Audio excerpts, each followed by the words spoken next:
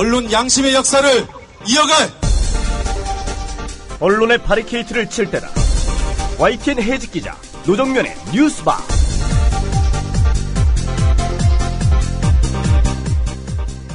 안녕하십니까. 9월 11일 뉴스바 문이 열렸습니다. 오늘은 어떤 뉴스들이 마련되어 있는지 메뉴판부터 살펴보도록 하겠습니다.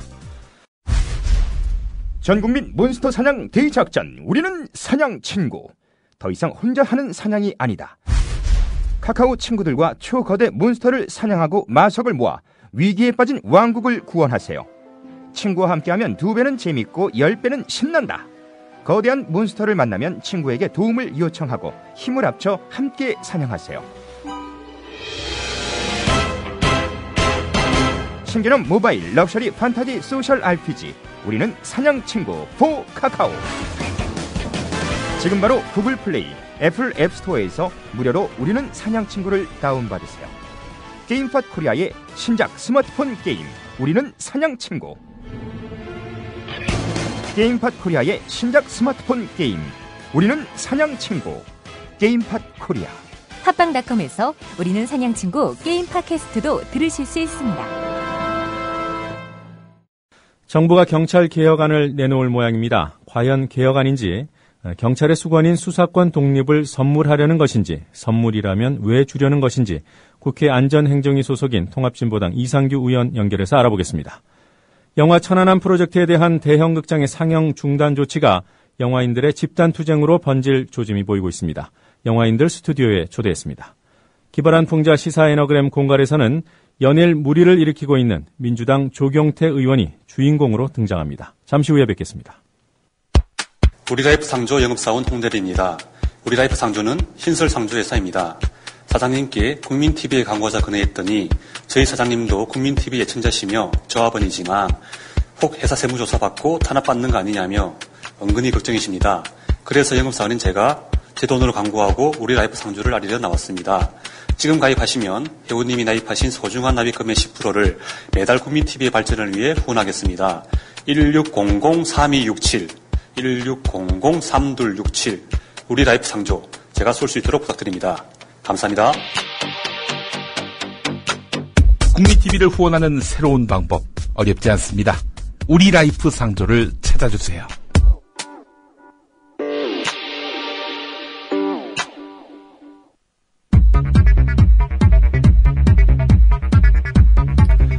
오늘 아침 눈에 들어오는 주요 뉴스들 정리해보겠습니다. 조선일보가 최동욱 검찰총장의 내연녀라고 보도한 임모 씨의 편지가 공개됐습니다. 임 씨는 편지에서 최 총장을 부산에서 주점을 운영하다 알게 된 뒤 존경하게 되었을 뿐 내연의 관계는 아니라고 전제하며 아들 아버지의 이름을 최 총장과 같이 한 것도 존경심에서 비롯된 일방적인 결정이었다고 주장했습니다. 이에 대해 조선일보는 상식적으로 납득하기 힘들다며 임 씨의 편지 내용을 반박하며 대대적인 보도에 나섰습니다. 최동욱 총장과 조선일보의 진위 다툼이 확대되는 양상입니다. 전두환 씨 일가가 대국민 사과와 함께 내란과 뇌물수수에 따른 미납 추징금 1,672억 원을 모두 납부하겠다고 밝혔습니다. 전두환 씨의 장남 전재국 씨의 발표 내용입니다. 추징금 환수 문제와 관련하여 그간 국민 여러분께 심려를 끼쳐드린 데 대해 저희 가족 모두를 대표해서 머리 숙여 사죄드립니다. 부모님이 현재 살고 계신 연희동 자택도 환수에 응하도록 하겠습니다. 전 씨 일가의 은닉재산 환수가 16년 만에 이뤄진 데 대해 그나마 다행이라는 반응과 함께 탈세와 재산 도피 등 불법행위에 대해서는 엄중히 책임을 물어야 한다는 여론이 일고 있습니다.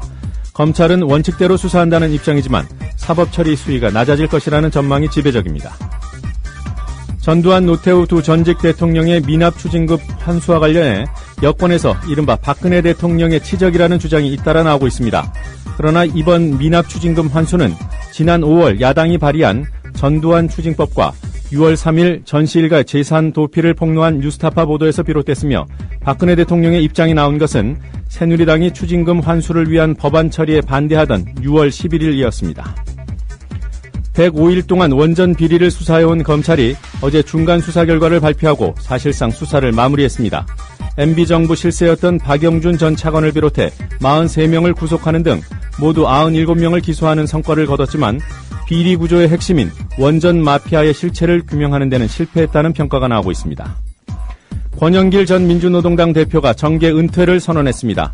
그는 시민운동과 노동 중심의 새로운 진보정당 창당에 기여하는 삶을 살겠다고 밝혔습니다. 박근혜 대통령이 7박 8일간의 해외 순방을 마치고 오늘 귀국합니다. 박 대통령 귀국을 계기로 대통령과 여야 대표의 3자 회담 가능성이 거론되는 가운데 영수회담과 5자 회담을 순차적으로 병행하는 이른바 2+5 또는 5+2 방식도 제기되고 있습니다. 전국에 먹구름이 끼었습니다. 중부지방에서는 꽤 많은 비가 내리고 있습니다. 이번 주말까지는 흐리거나 비가 잦을 것으로 예상됩니다. 간추린 뉴스였습니다.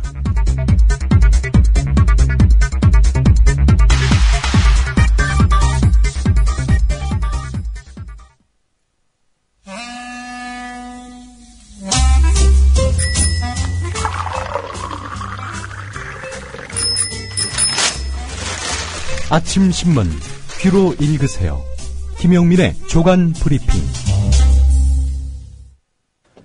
네, 오늘 아침 신문들은 어떤 뉴스에 주목하고 있는지 알아보도록 하겠습니다. 조상훈 기자 오늘도 이 자리 대신해주고 계십니다. 안녕하십니까? 네, 안녕하세요. 네, 오늘 첫 번째로 소개해 주실 기사는요? 예, 오늘 모든 조간신문 대체로 헤드라인에 전두환 씨를 뽑았습니다. 네. 예, 근데 한국일보만 일면 톱에 전두환 씨가 아닌 다른 사람을 뽑았는데요.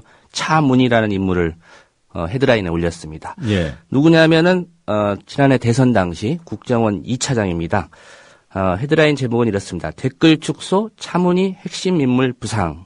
당시 국정원 2차장이고요. 네. 국정원과 여당 실세, 새누리당이겠죠. 경찰 수시로 통화, 삼각 커넥션 의혹, 검찰 통화 내역 증거 제출 이런 기사인데요. 내용을 좀 자세히 살펴보겠습니다. 지난해 대선을 앞두고 국가정보 여직원의 댓글 사건이 발생한 날부터 경찰이 허위 수사 결과를 시급히 발표한 날까지 엿새 동안 국정원 국내 담당 간부들과 새누리당 고위인사 그리고 경찰 수뇌부가 집중적으로 전화 통화를 한 사실이 확인됐다. 예. 어떻게 확인을 했느냐. 검찰은 이들이 당시 수사 상황을 공유하고 수사 결과 발표 시기를 조율했을 가능성도 있다고 보고 있고 네. 경찰의 수사 축소 은폐 과정에 정치권과 국정원이 배후 역할을 했을 수도 있다는 것이다. 네. 이 사정당국에 따르면이라고 돼 있는데요. 아마 이 사건을 수사한 검찰을 취재한 것 같습니다. 예.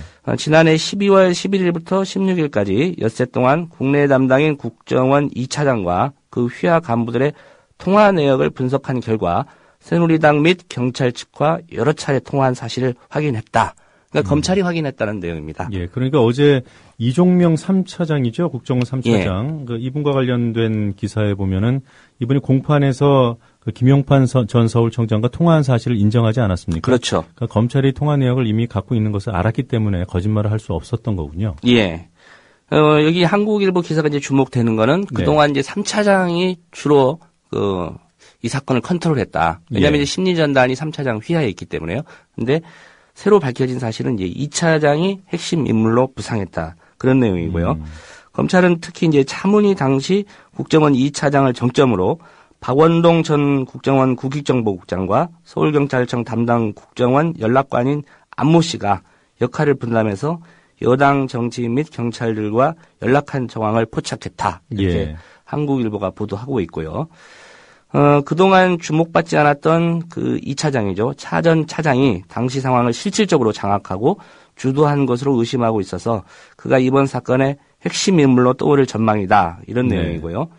차 전 차장은 직속 상관인 원세훈 전 국정원장과 통화한 것은 물론 새누리당 의원인 서상기 정보위원장 과도 연락을 한 것으로 이렇게 확인이 됐다고 합니다. 예, 서상기 정보위원장 이름은 다른 기사에서도 나오더군요. 예. 한국일보가 오늘 이 기사, 단독 기사다 보니까, 여러 꼭지로, 후속 기사를 썼는데요. 3면에도 관련 기사가 있습니다. 네. 제목은 이렇습니다. 2차장 등 국정원 간부들 서상기, 말씀드린 대로 이제 국회 정보위원장이고요. 새누리당 소속, 권영세, 박근혜 대통령 후보 캠프의 종합 상황실장이었죠. 예. 그다음에 김용판 등과 연락. 아시는 것처럼 김용판 씨는 당시 서울지방경찰청장이었고요. 그러니까 2차장 그리고 국정원 간부들이 서상기, 권영세, 김용판 등과 연락을 했다. 이런 헤드라인인데 국정원 댓글 축소 이 사건에 여당, 경찰, 국정원 이렇게 삼각 커넥션이 있다. 이런 내용이고요. 내용을 좀 살펴보면요. 국정원 여직원의 대선 개입 댓글 작성 의혹이 불거진 12월 11일부터 지난해죠. 경찰이 중간 수사 결과를 기습 발표한 16일까지 민감한 시기에 이들이 수시로 연락했다는 사실은 경찰 수사 축소 은폐 그 배후에 관한 논란을 좀 증폭시킬 전망이다. 이렇게 예상을 했고요. 특히 댓글 작성 부서인 심리전단을 지휘한 국정원 3차장 외에 국내 담당인 2차장 라인이 경찰 수사에 관여한 정황이 드러나 파장이 더욱 커질 것으로 보인다. 이게 한국일보의 그 관련 기사입니다. 이 서상기 정보위원장은 최근 그 이석기 의원 체포동의안 처리와 관련해서 민주당이 정보위원회를 먼저 열어야 된다 했을 때 적극적으로 반대했던 인물이죠. 그렇죠. 예. 정보위원장, 국정원과 어쨌든 밀접하게 좀 연락을 주고받고 그럴 수밖에 없는 위치인 건 맞는데 이게 대선을 앞둔 상황이었기 때문에 아무래도 좀 의혹을 많이 살 것 같습니다. 네, 차문희, 서상기 두 인물이 새로 국정원 댓글 사건과 관련해서 부상하고 있습니다. 예, 한국일보 관련 기사를 하나 더 소개를 해드려야 될 것 같습니다. 역시 3면에 실린 기사인데요. 대선 흔든 두 축에 권영세가 있었다. 이렇게 헤드라인을 뽑았고요. 여기서 대선을 흔든 두 축이라고 하면 국정원 댓글 사건이고요. 하나는 NLL 대화록 공개입니다. 기사는 권 대사는 국회 정보위원장으로 있던 2010년부터 당시 국회 파견관으로 나와 있던 박원동 전 국장을 말하는 것 같습니다. 박 전 국장과 친분관계를 유지한 것으로 알려졌다. 통화 시기와 횟수 등 구체적인 내용이 밝혀지지 않았지만 권 대사가 국정원 라인을 통해 경찰의 축소 수사 발표 시기와 수위를 조율하는데 핵심적 역할을 한 것이 아니냐는 의심을 불러일으키기에 충분하다. 네. 대선 전국을 뒤흔들었던 두 축인 국정원 댓글 사건과 여권의 NLL 대화록 불법 공개에 권영세 대사가 모두 관련된 사실이 드러남에 따라 그가 이들 사건을 진두지휘했던 게 아니냐는 의구심이 커지게 됐다. 이런 부분입니다. 아시는 것처럼 이제 국정원 국정조사 때 그 민주당 등 야당은 줄곧 이 삼각 커넥션을 규명해야 된다. 그렇지 않고서는 특검으로 갈 수밖에 없다. 이런 입장이지 않았습니까? 네, 한국일보의 오늘 보도를 기점으로 해서 아마 야당이나 시민사회단체의 특검 요구가 좀 더 탄력을 받지 않을까 이런 생각이 들고요. 예. 그 박원동이라는 사람은 사실 그동안 계속 거론이 됐던 사람인데 이거 알고 보니까 이 박원동의 직속 상관이 오늘 처음 신문에서 지목한 차문희 2차장이군요. 네, 그렇습니다. 예. 한국일보에 이제 그림으로 설명이 잘 돼 있는데요. 그 서울청 국정원에서 파견된 서울청 담당관, 연락 담당관인데 안모 씨고 그 윗선이 그 박원동 국익정보국장 그리고 그 상관이 바로 차문희 국정원 2차장 국내 담당 이렇게 되고 이 2차장은 바로 이제 원세훈 원장에게 보고하는 라인으로 구성이 되어 있습니다. 네, 삼각 커넥션 키워드 검색해 보시면 관련 기사 보실 수 있을 것 같습니다. 예.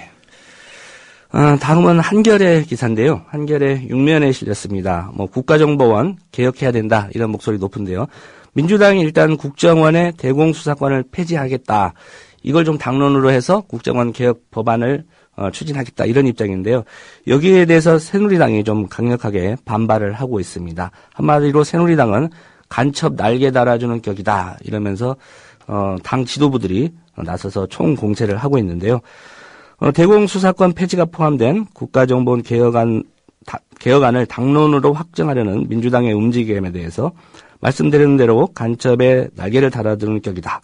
자유민주주의를 흔들겠다는 것이라면서 좀 강하게 반발을 하고 있습니다. 최경환 원내대표 같은 경우에 그렇게 되면 간첩 어떻게 잡나 이런 얘기를 했고요. 또 윤상현 원내 수석 부대표 검찰로는 힘들다. 간첩 잡는 일이 검찰만으로는 좀 힘들다. 이런 입장이고요.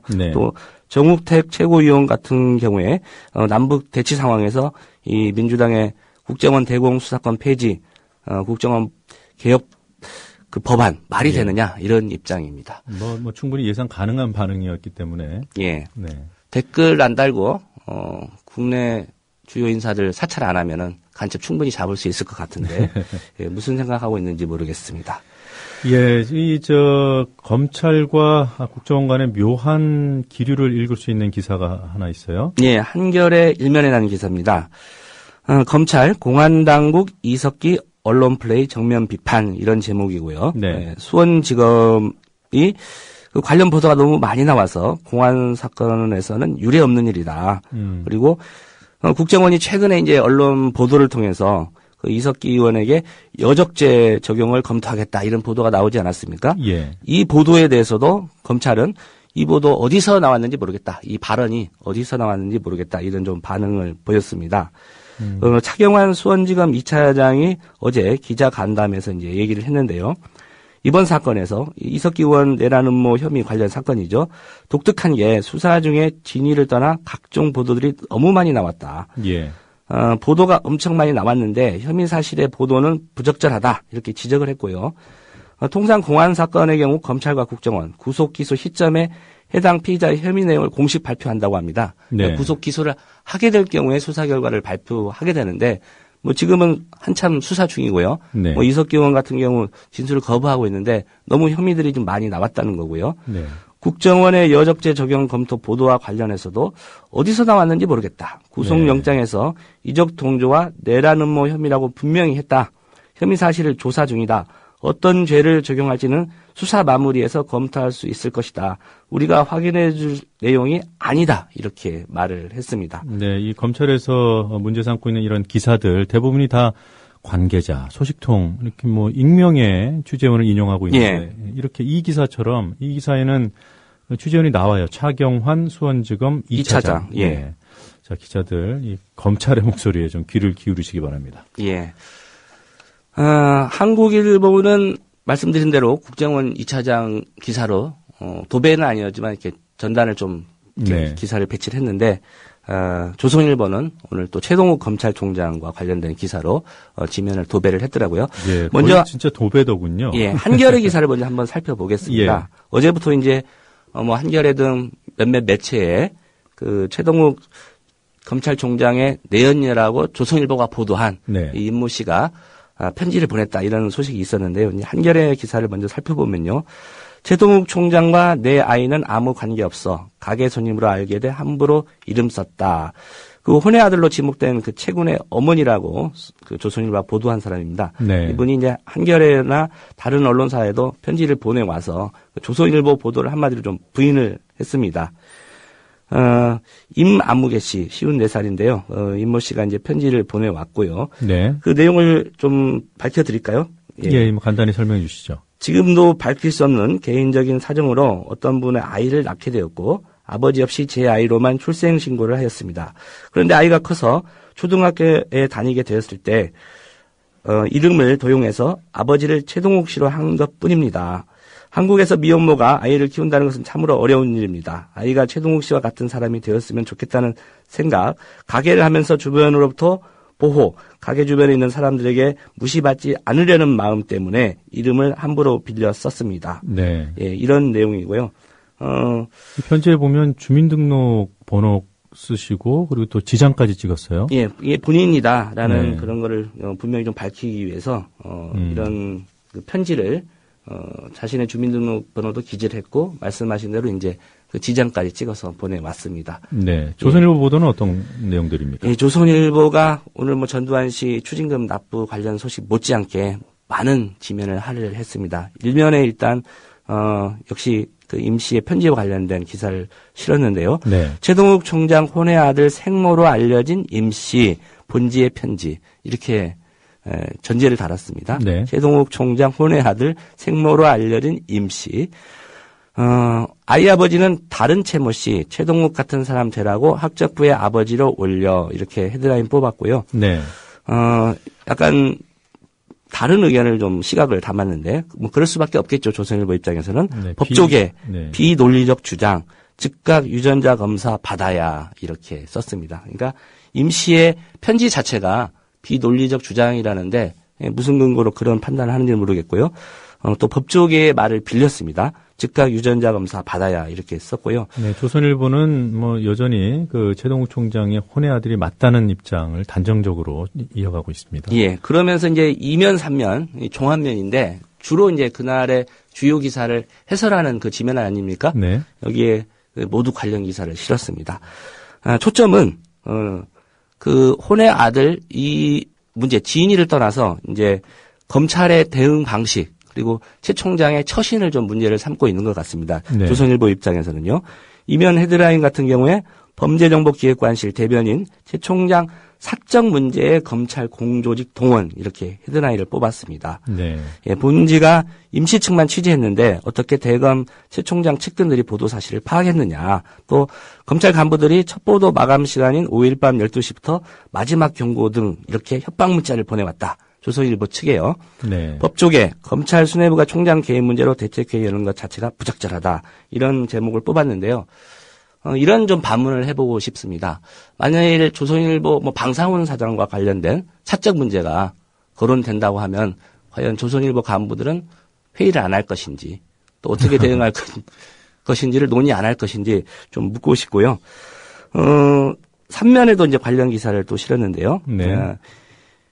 임씨, 식구에게도 최 총장이 아이 아버지라고 얘기해. 말씀하신 것처럼 조선일보는 여전히 그 최군이 검찰총장, 그 최동욱 총장의 혼의 아들이다라는 의심을 여전히 갖고 있고 거의 단정적으로 좀 갖고 있는 것 같아요. 이런 기사를 쓴 거 보면요. 그리고 부산 주점 서울 식당에 최 총장이 여러 번 청해 만났다. 이런 내용도 썼고요. 그 임 씨가 그 조선일보에도 편지를 보냈는데 그 편지 전문도 좀 공개를 했습니다. 예. 예. 같은 편지인데 바라보는 시각이 조선일보와 한겨레가 극명하게 갈리고 있습니다. 예. 이면에 또 그 비슷한 기사를 또 실었는데요. 임 씨가 보낸 편지에서 드러난 최 총장의 처신, 이렇게 해서 이제 최 총장의 처신이 좀 부적절했다. 혼의 아들 문제가 좀 어떻게 보면 그 진위 공방에서 좀 조선일보가 수세에 몰리다 보니까 이런 기사를 쓰는 게 아닌가 싶은데요. 예, 도대체 기사가 몇 건입니까? 예. 여러 건입니다. 아무튼 2, 3면, 조선일보는 2, 3면에 전체 다 기사입니다. 어휴, 예. 이게 뭐 세기가 힘드네요. 총장 지인들 채 한때 거의 매일 임씨 술집 들러 임씨와의 관계 아무 언급 안 하는 것도 이상한 일. 예, 이렇게 썼습니다. 네. 그 한겨레 보도에 따르면 그냥 손님과 술집 그 주인의 관계였고 그 임씨가 편지에도 밝혔지만 대단히 예의 바르고 점잖은 분이다. 통상적으로 술집에 오면 이상한 그런 얘기들을 하고 그러는데 절대 최 총장은 그런 분이 아니었다. 이렇게 편지에 썼거든요. 근데 이걸 왜 아무 언급도 안 해서 이상하다라고 썼는지는 모르겠고요. 또 임 씨가 편지를 보낸 거에 대해서도 조선일보는 또 의혹을 제기했습니다. 예. 본지 취재 들어가자 5일간 잠적. 최 총장이 정정보도 청구한 당일 언론사들의 편지 이렇게 좀 의혹을 제기를 했고요. 그러면서 어제 최 총장이 대검 간부회의에서 또 입장 표명을 하지 않았습니까? 예. 이 부분도 조선일보는 다뤄졌습니다. 아마도 반론권 차원인지는 모르겠습니다만은 최동욱 검찰총장이 어제 공직자 또 가장으로서 한 점 부끄러움이 없다 이런 네. 입장을 얘기했는데 이 기사까지 조선일보가 실어줬습니다. 이렇게 진위에 대한 공방이 날선 대립의 양상을 보일수록 판단은 사실관계 기초에서 해야 될 것 같아요. 예, 한 가지 이제 주목할 또 기사가요. 한국일보 보도인데요. 박지원 의원이 제기한 겁니다. 최동욱 혼외 자식 의혹에 국정원 의심 이렇게 박지원 의원이 배우사를 제기했다. 네. 전에도 그런 정보 보고 많이 했었다라는 또 박지원 의원의 워딩을 한국일보가 최동욱 검찰총장 그 혼외 자식 관련해서 관련 기사로 실었습니다. 네, 알겠습니다.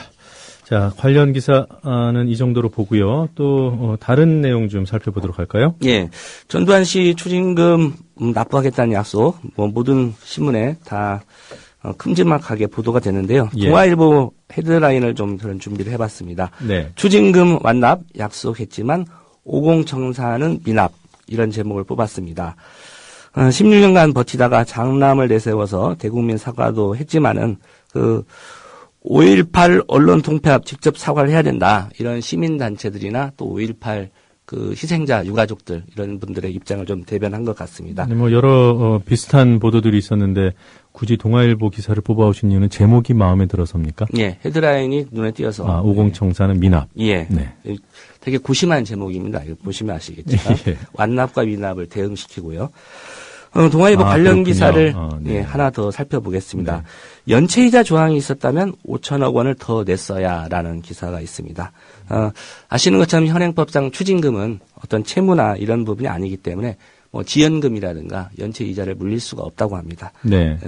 연체이자 조항이 있었다면은 5천억 원을 더 내야 되고요. 또 미납 원금까지 더하면 한 이번에 7천억 가까운 돈을 냈어야 하는데 네. 그런 조항이 없어서 전두환 씨는 그냥 미납 추징금 1,672억 원, 이보다 물론 좀 많은 액수를 내겠다고 했지만은 거기에 좀 그쳤다는 그런 내용이고요. 외국은 어떻습니까? 예, 외국 같은 경우에는 이제 영국 같은 데는 이자도 물리고 네. 미국에서는 이렇게 돈을 안 내고 버티면은 강제 구금까지 하는 상황이라고 합니다. 그렇군요. 예.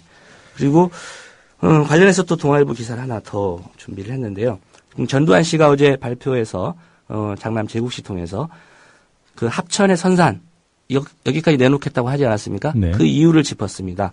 사후에 국립현충원 안장을 고려한 것 같다라는 게 이제 동아일보의 분석입니다. 네. 그렇군요. 관련해서 이제 중앙일보 기사도 하나 더 짚어보겠는데요. 전두환 씨와 노태우 씨의 그 추징금 납부와 관련된 스타일을 좀 비교한 겁니다. 두 전직 대통령, 전두환 씨, 노태우 씨 많이 여러 면에서 비교가 되는데요. 네. 중앙일보의 헤드라인을 이렇습니다. 전두환 막판 한 번의 해결, 원샷을 했다는 얘기고요. 노태우는 100회에 걸쳐 분납. 네. 예.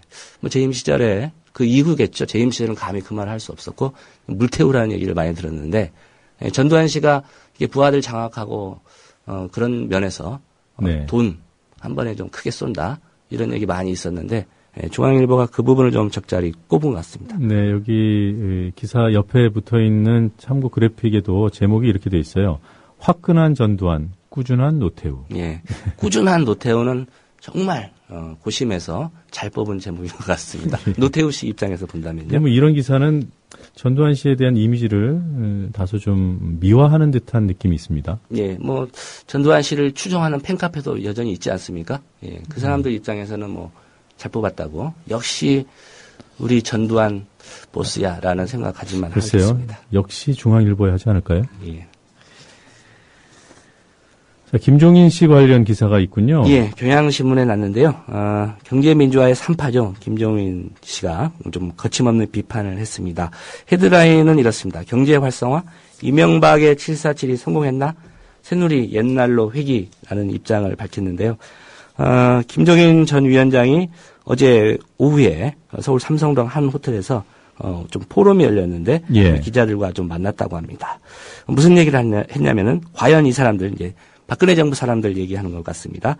과연 이 사람들이 새롭게 나라가 변하는 모습을 보여줄 수 있을까 하는 회의가 자꾸 든다 이렇게 네. 얘기를 했고요.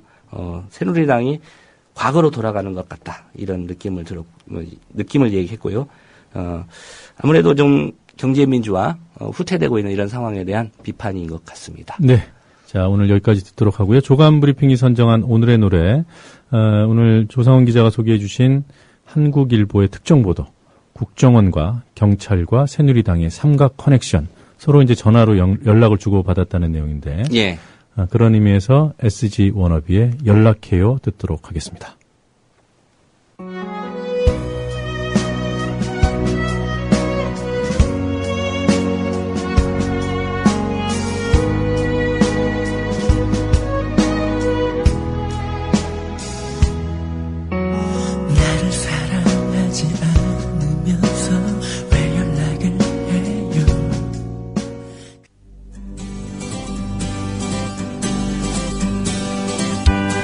막간 퀴즈입니다. 전두환 씨 일가가 추징금 납부를 위해 처분하겠다고 밝힌 재산 가운데 단연 눈에 띄는 건 바로 연희동 자택입니다. 큰아들 전재국 씨입니다. 다만 저희 자녀들은 부모님께서 반평생 거주하셨던 자택에서 남은 여생을 보내실 수 있기를 바라고 있습니다. 문제입니다. 전두환 씨 집 전체 중 현재 소유자가 아닌 사람을 골라주세요. 1번 이순자 씨, 2번 전두환 씨 며느리, 3번 전두환 씨 개인 비서관이었다가 압류됨, 4번 전두환 씨. 정답을 아는 분은 지금 팟빵 게시판에 정답과 함께 이메일 주소를 알려주세요. 맞춘 분 3분을 골라 기념 음반을 선물로 보내드립니다.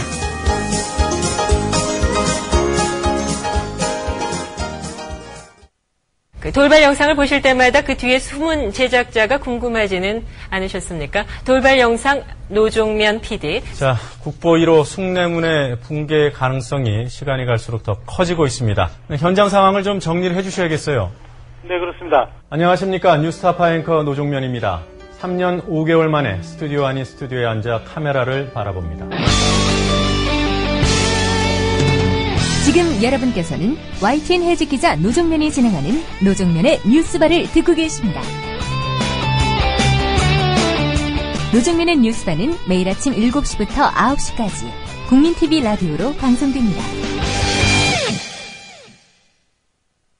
제1당 대시라주.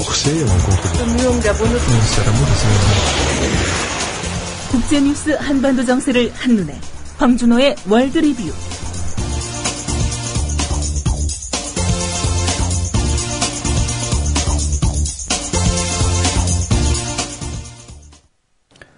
한반도와 지구촌 둘러보는 시간입니다. 밤새 어떤 뉴스들 들어와 있는지 국제뉴스 전문 캐스터 황준호 기자 연결해서 알아보겠습니다. 황준호 기자. 예, 안녕하십니까. 안녕하세요. 예. 자, 시리아 사태가 긴박하게 돌아가는 모양이에요.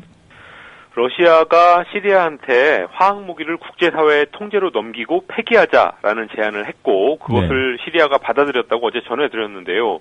그 후로도 여러 상황이 나왔습니다. 우선 오바마 미국 대통령은 프랑스의 올랑드 대통령 그리고 영국의 캐머런 총리하고 협의를 한 뒤에 러시아의 중재안을 유엔 안보리에서 논의하는 데 합의했습니다. 네. 이어서 오바마 대통령은 민주당 상원의원들을 만나서 시리아 군사개입 결의안에 대한 표결을 연기해달라고 요청했습니다. 상원 표결은 계획대로라면 지금 이 시간이면 이미 끝나고 결과가 나왔어야 되는데 오바마 대통령의 요청으로 결국은 연기됐고요. 또 상원은 결의안의 내용을 처음에는 시리아의 군사 개입에 찬성한다라는 곳에서 선 유엔 개입 후 군사 행동으로 바꾸기로 했습니다. 네. 이거는 사실상 군사 개입을 유보하는 내용이라는 해석이 나오고 있습니다. 네. 시리아가 실제로 약속을 지킬지 궁금합니다. 시리아 외무장관의 말을 보면은 일단은 기대감을 갖게 합니다. 우리는 화학무기가 어디 있는지 말하고 화학무기 생산을 멈추고 이 시설들을 러시아와 다른 나라, 유엔으로 구성된 대표단에 보여줄 준비가 됐다라는 말을 했는데요. 유엔 안보리에서 합리적인 합의만 나온다면 약속을 지킬 수 있다는 얘기였습니다. 네. 그렇지만 그동안 화학무기 금지 협약에 대한 가입을 거부해왔던 나라가 이 지금 현재의 상황을 모면하기 위해서 시간을 끄는 게 아니냐라는 시각도 여전히 있습니다. 그리고 유엔 안보리 회의가 열리기로 했다가 프랑스하고 러시아 두 나라의 갈등으로 지금 연기되는 일이 있었는데요. 네. 그런 국제사회의 어떤 줄다리기 때문에 안보리 논의가 지연된다면 상황이 다시 악화될 수 있습니다. 앞으로 하루 이틀 상황이 상당히 중요한데 미국과 러시아의 외교장관들이 내일 만나서 담판을 짓기로 했습니다. 네. 자, 이스라엘 화학무기 얘기도 나왔던 모양이죠. 이스라엘은 시리아의 화학무기를 가장 두려워하면서 빨리 공습하자 이것을 바라는 나라인데요. 네. 외교 전문 매체 포린폴리시가 이스라엘이 생화학무기를 생산하는 것으로 의심되는 시설을 발견했다고 밝혔었던 미국 CIA의 1983년 기밀 문서를 공개했습니다. 포린폴리시는 이스라엘이 그때 만들었던 화학무기를 지금도 가지고 있는지는 알 수 없지만 이스라엘 생물학 연구소라는 데에서 관련 연구와 개발이 이루어지고 있다는 의심은 지속적으로 제기되고 있다 이렇게 전했습니다. 이스라엘은 화학무기 금지 조약에 서명했지만 현재까지 20년째 의회 비준을 안 하고 있고 그것을 미국이 사실상 묵인하고 있는데요. 미국과 이스라엘의 이중성 이런 것들이 또다시 도마에 오르게 됐습니다. 네.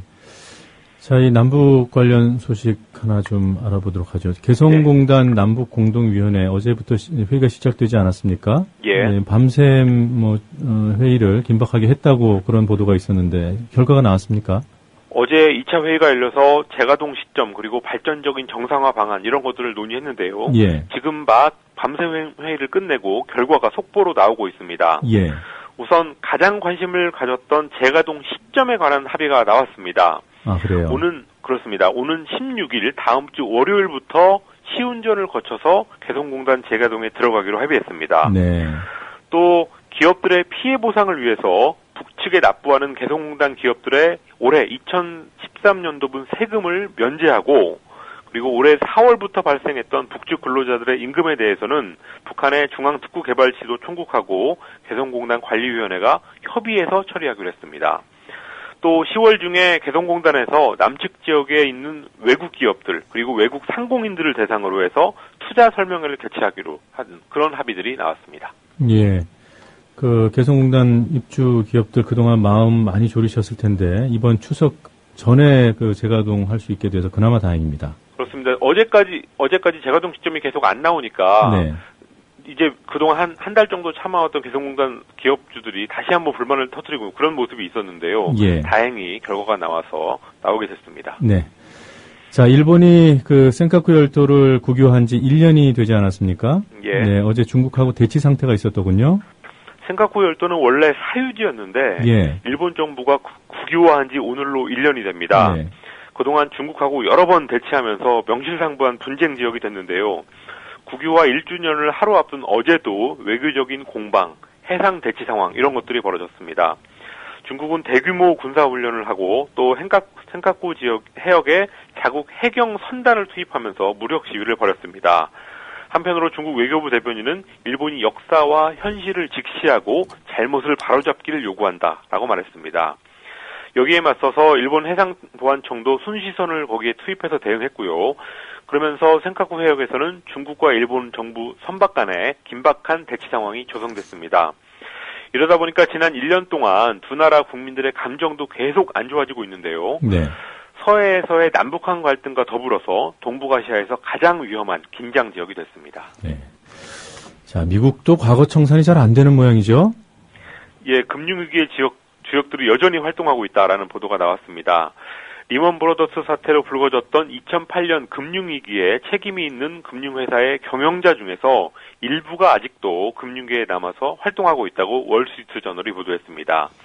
대표적으로 시티그룹 사장 출신으로 금융위기 당시에 AIG 회장이었던 시티그룹하고 AIG 모두 다 당시에 그 사태의 주범이었는데요. 네. 그 회장이었던 로버트 윌럼스테드라는 사람은 현재 사모펀드 회사의 파트너로 일하고 있다고 합니다. 또 메릴리치의 회장 겸 CEO였던 존 테인이라는 사람은 현재 투자그룹을 운영하고 있습니다. 한편으로 뉴욕타임스는 리먼 사태에 책임 있는 인물들에 대한 처벌이 이루어지지 않았다는 문제를 제기했는데요. 연방 검찰하고 증권거래위원회가 엄청난 조사를 해놓고도 리먼 브로더스의 CEO였던 리처드 불드 같은 간부급 인사를 한 명도 기소하지 못하고 재작년에 조사를 마무리했다고 전했습니다. 예. 금융위기 당시에 미국 투자은행들이 대마불사다라는 비판이 있었는데 이 위기의 주범들 역시 마찬가지인 모습입니다. 네. 그 노르웨이 총선에서 우파가 승리를 했군요. 일요일에는 호주 총선에서 보수여당이 승리했었는데 예. 다음 날 월요일에 있었던 북유럽의 노르웨이 총선에서도 우파 정당이 승리하면서 8년 만에 보수 연립 정권이 들어서게 됐습니다. 169석 중에서 현재 집권 노동당이 주도하는 좌파 연정은 72석을 차지하는 데 그쳤고요. 예. 솔베르그 보수당 대표가 이끄는 우파 계열 4개 정당은 92석을 가져갔습니다. 그러니까 한 20석 차이가 납니다. 특히 강경한 이민 반대 정책을 가지고 있는 극우 성향의 진보당, 이 이름은 진보당인데 극우 성향입니다. 이 진보당이 연정에 처음으로 참여하게 됐다는 사실이 가장 충격적인 소식이었습니다. 예. 노르웨이에서는 재작년에 극우 민족주의자 브레이비크가 77명을 살해한 일이 있었는데 그럼에도 불구하고 브레이비크가 한때 가입했던 진보당이 연정에 참여하는 것은 심상치 않은 대목입니다. 경제 위기에 대한 우려, 특히 노르웨이 같은 경우는 노르웨이를 이끌었던 석유 경제 이후에 대한 불안감 이런 것들이 보수적인 표심을 자극했다는 분석입니다. 네, 이게 뭐 노르웨이만의 현상은 아닌 것 같아요. 그렇습니다. 북유럽 전체가 그런 상황인데요. 북유럽에서는 덴마크만 현재 좌파 연정이 집권하고 있고 예. 나머지 세 나라가 우파 집권 상태가 됐습니다.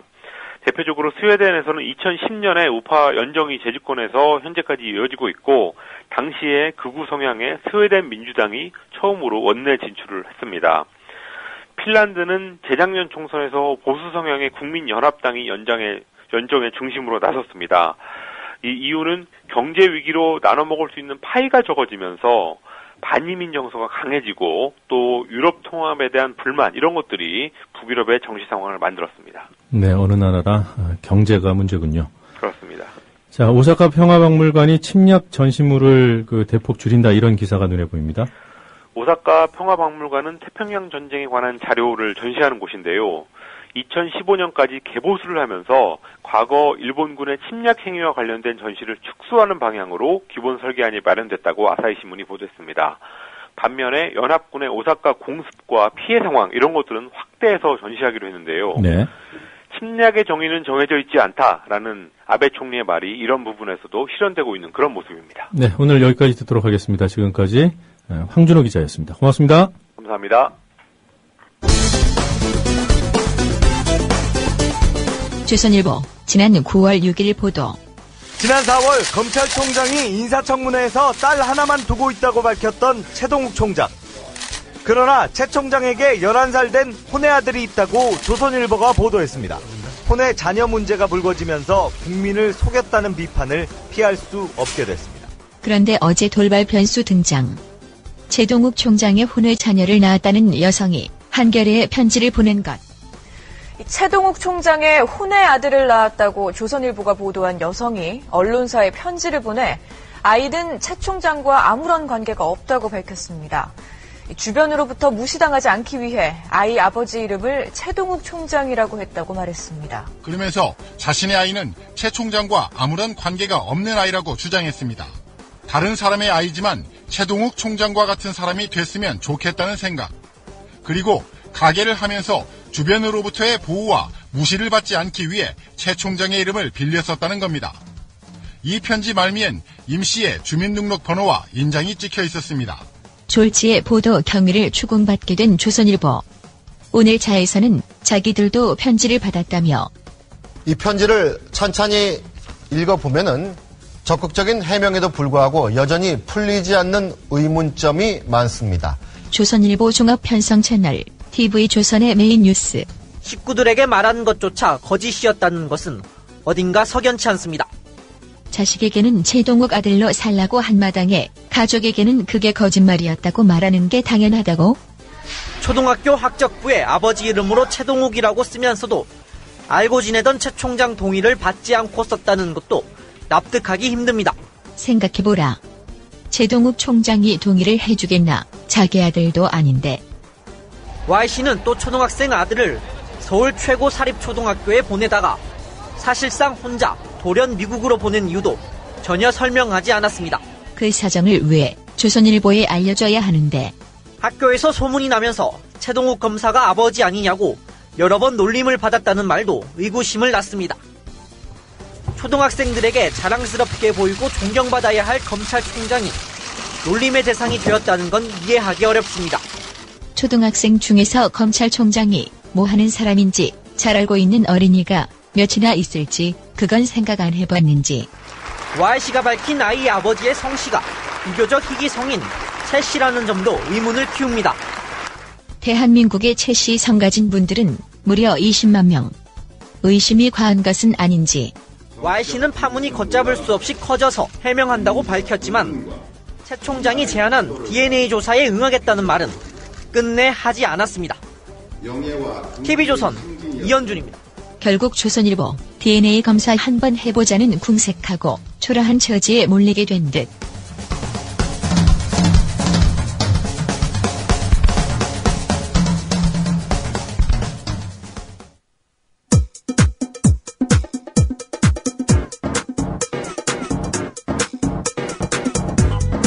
노정면의 뉴스바.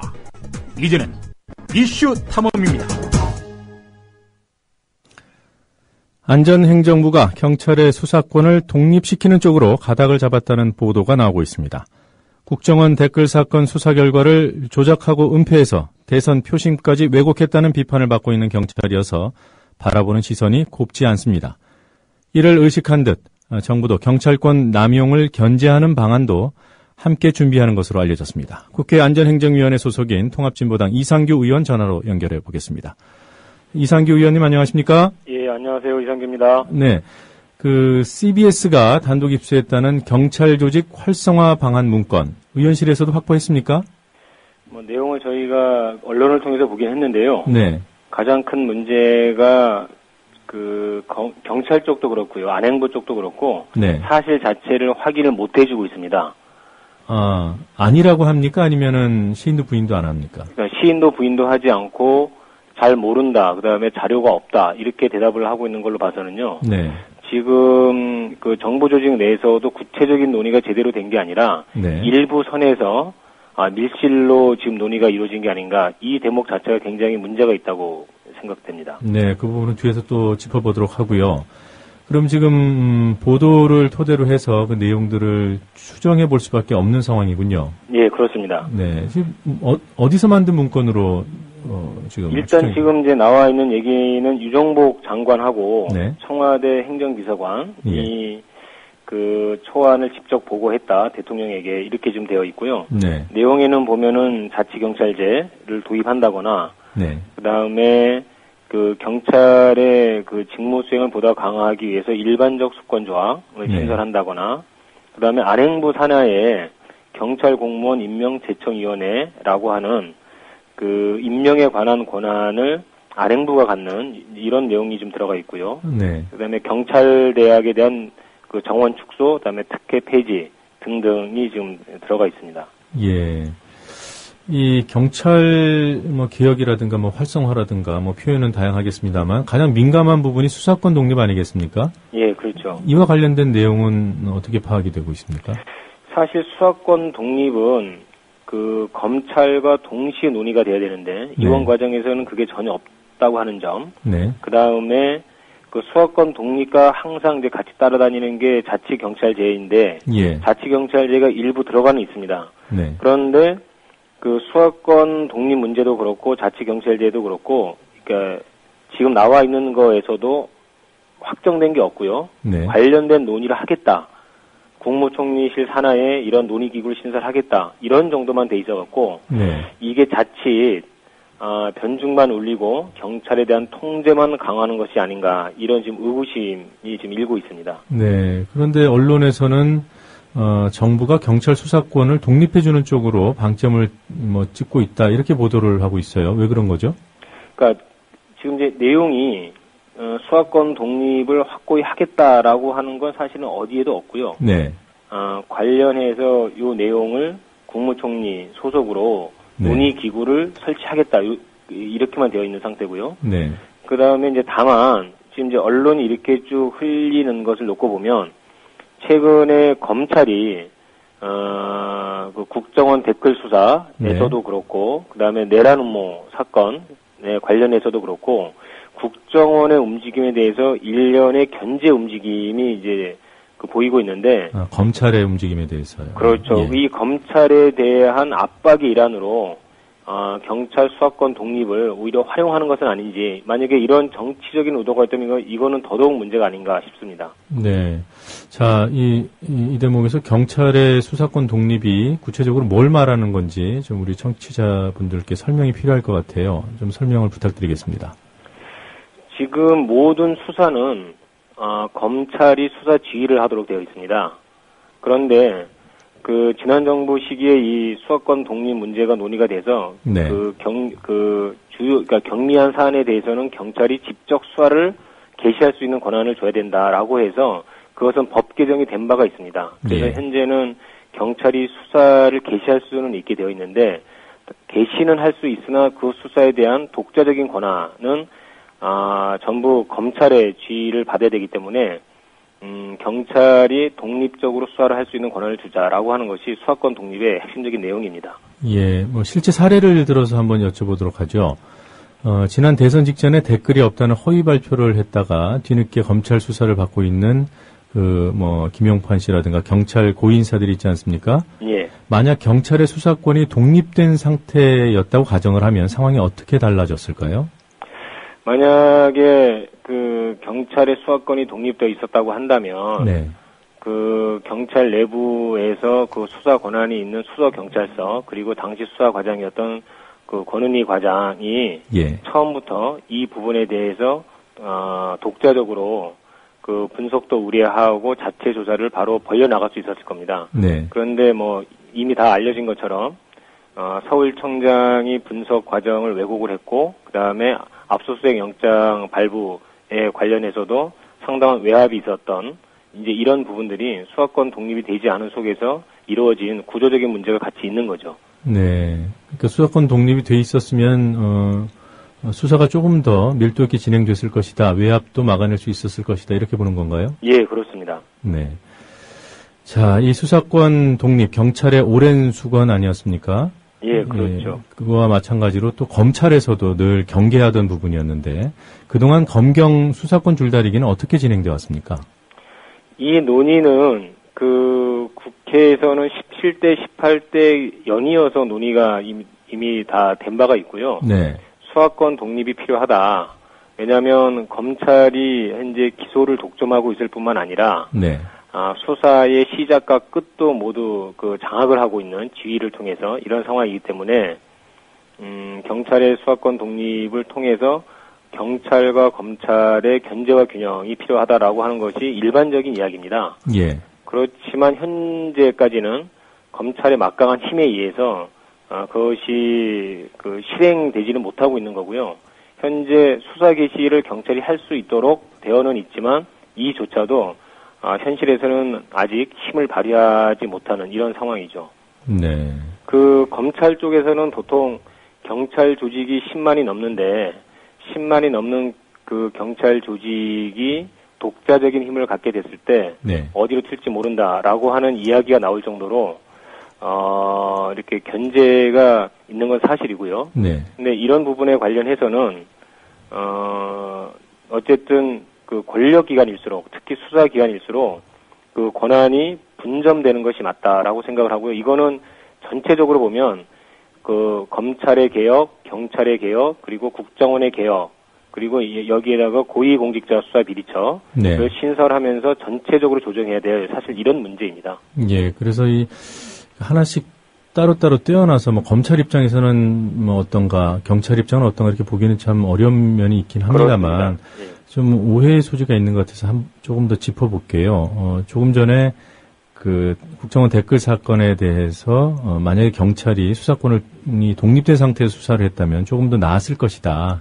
외압으로부터 조금 더 안전해졌을 것이다. 이런 원론적인 말씀을 하셨습니다마는 말씀하신 대로 경찰의 개혁이 전제되지 않는 상태라면 뭐 지금 상태로도 김용판 서울청장 같은 분들이 수사 내용을 좌지우지하고 뭐 바꾸고 은폐하고 이런 일들을 하지 않았습니까? 예, 그렇죠. 그러면 검찰이 지적한 대로 경찰권이 조금 더 비대해져서 그런 부정적인 방향으로 수사권 독립이 악용되지 않을까? 뭐 이런 우려를 할 수 있지 않을까요?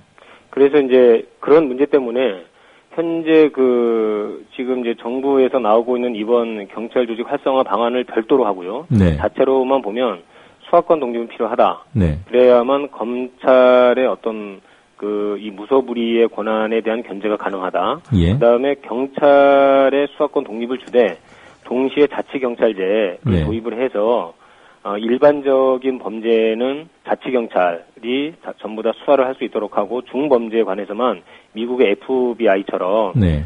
이 중앙경찰이 전국적 차원에서 수사를 할 수 있도록 하는 이런 이원화 방안을 네. 마련하는 것이 사실은 맞는 거죠. 이게 이제 같이 가야 되는 거고요. 그다음에 이제 이번에 드러난 것처럼 국정원의 경찰 이 개입 관행이 상당히 뿌리가 깊습니다. 이건 예산 차원에서도 그렇고요. 그다음에 정보 라인에서는 상당 정도의 이 개입이 되고 있다라고 하는 것이 이번 이제 댓글 수사 과정에서도 이제 드러난 바가 있는데요. 예. 이런 부분도 차제에 전부 다 가지치기가 좀 돼야 될 이런 대목입니다. 예. 자, 이 자치경찰제 얘기를 좀 더 해보도록 하죠.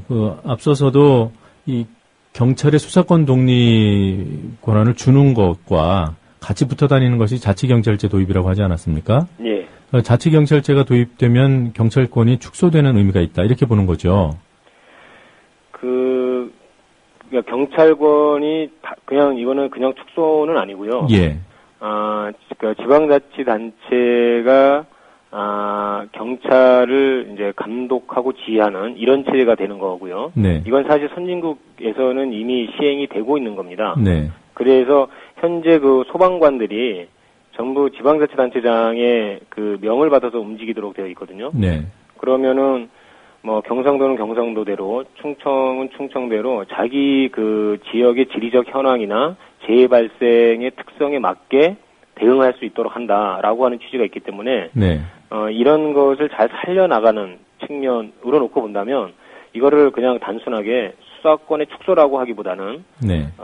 오히려 그 생활 치안을 보다 강화한다 이렇게 이해할 수도 있습니다. 네, 우리나라의 자치경찰제 도입 전례가 있습니까?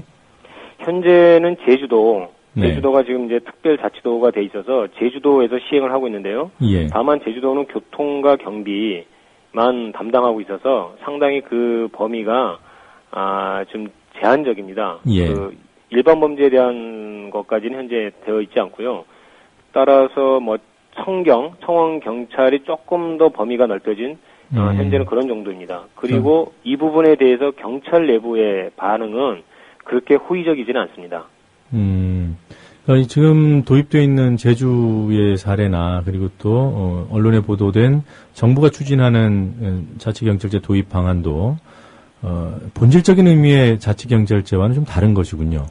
예, 그렇습니다. 그러니까 중요한 거는 지금 수사권 독립을 하겠다, 자치경찰제를 도입하겠다라고 하는 굉장히 이제 좋은 건데요. 네. 이것과 함께 들어가 있는 것이 원래 처음에 나온 거는 안행부에 경찰국을 두겠다고 하는 거였고요. 네. 이게 이제 좀 논란이 되니까 이걸 바꿔서 그 경찰 임명제청위원회를 두겠다라고 하는 건데요. 네. 결국 안행부 장관이 경찰에 대한 막강한 통제 권한을 갖도록 이렇게 지금 되는 겁니다. 그러니까 독립하고는 전혀 다른 방향으로 가는 거죠. 네. 그래서 오히려 핵심은 언론은 이걸 지금 이제 수사권 독립이라고 자꾸 이야기하고 있는데 예. 그게 아니라 청와대 통제를 강화하는 것이다라고 하는 것이 현재 나와 있는 그 경찰 그 조직 활성화 방안의 핵심이 아닐까 싶고 그래서 이건 다분히 그 정략적 의도가 있다. 네. 이렇게 보여집니다. 네. 지금 말씀해 주신 대로 이 정부가 경찰에 대한 통제를 강화하려는 어떤 정치적 의도, 네, 이런 것을 경계해야 된다는 말씀이죠. 네, 그렇습니다. 네, 그것과 더불어서 아까 앞부분에 잠깐 설명을 해 주셨는데, 지금 이 정치적인 상황이 매우 특수하기 때문에 이 경찰과 검찰 사이에서 경찰에 조금 더 유리한 일종의 선물, 그리고 또 검찰 입장에서 보면은 좀 긴장할 만한 그러한 조치를 정부가 취하려는 것이 아닌가. 이런 부분에 대해서도 좀 짚어봐야 되지 않을까요? 예, 그러니까 저희가 지금 이제 생각에는 국정원의 그 대선 개입, 댓글 조작이 이미 확인이 된 바가 있고요. 네. 지금 공판 과정에서 새로운 사실들이 연이어 나타나고 있습니다. 지금까지는 그 3차장 산하의 심리 전단이 네. 주되게 이 활동을 벌린 걸로 되어 있는데 경찰 수사 은폐 과정에서 김용판 전 천장하고 네. 주로 연락을 했던 이 박원동 국장이 오히려 2차장 네. 하고의 지휘를 주되게 받았다라고 하는 정황 증거가 지금 확인이 됐거든요. 네, 네. 이런 거를 놓고 봤을 때는 국정원 전체가 달라붙었다라고 하는 거고요. 네. 그런데 이 사실이 알려지면서 지금 진보당에 대한 내란 음모 사건이 한편으로는 터졌고 최동욱 검찰총장에 대한 혼외의 아들 문제가 터졌다는 거죠. 예. 이런 정도의 그 고급 정보를 다룰 수 있는 기관은 대한민국에서는 국정원밖에 없습니다. 예. 결국은 국정원이 검찰에 대한 견제와 길들이기를 위해서 그 일련의 과정을 지금 쭉 구사하고 있는 것이 아닌가. 댓글 수사, 더 이상 나가지 말아라. 예. 내란 음모 사건 국정원이 송치한 대로 강하게 기소를 해라. 예. 이런 주문 속에서 경찰 문제도 전방위적으로 들어감으로써 검찰에 대한 압박이 네. 지금 들어가고 있는 것, 이런 의혹을 지금 살 수밖에 없는 거죠. 네. 그러니까 경찰 이른바 개혁안의 본질은 경찰에 대한 통제권을 강화하겠다는 것인데 마치 수사권 독립의 문제인 것처럼 하게 되면 검찰이 긴장하게 될 것이다. 압박이 네, 될 것이다. 이렇게 본다는 거죠. 예. 네, 알겠습니다. 그리고 이미 경찰 조직 내에서는 상당한 반발이 네. 지금 이미 나타나고 있습니다. 왜냐하면 경찰들로서는 그 겉으로 이렇게 던져준 그런 어떤 이 사탕발림 이거보다 실질적으로 경찰 통제를 강화하려고 하는 그런 이제 그 뭐 임명제청위원회를 구사한다는 것 자체가 예. 받아들이기가 힘들고 외청으로 독립한 것에도 취지에 맞지 않고요. 오히려 현재 차관급인 경찰청장을 장관급으로 격상시켜야 된다라고 하는 것에도 이제 맞지 않기 때문에 경찰 조직 내부의 반발도 지금 상당히 좀 주목해야 될 사안이라고 봅니다. 네, 그렇군요. 수사권 독립을 아무리 준들 그 경찰 자체를 정부가 통제한다면 그게 무슨 의미가 있겠습니까? 그렇습니다. 네. 앞서서 이 같은 추진 방향이나 방안들이 철저하게 밀실에서 논의되고 있다. 이런 문제를 지적하셨는데요. 그럼 지금 국회 차원에서는 어느 정도로 파악하고 있는 겁니까? 전혀 보고된 바가 없고요. 네.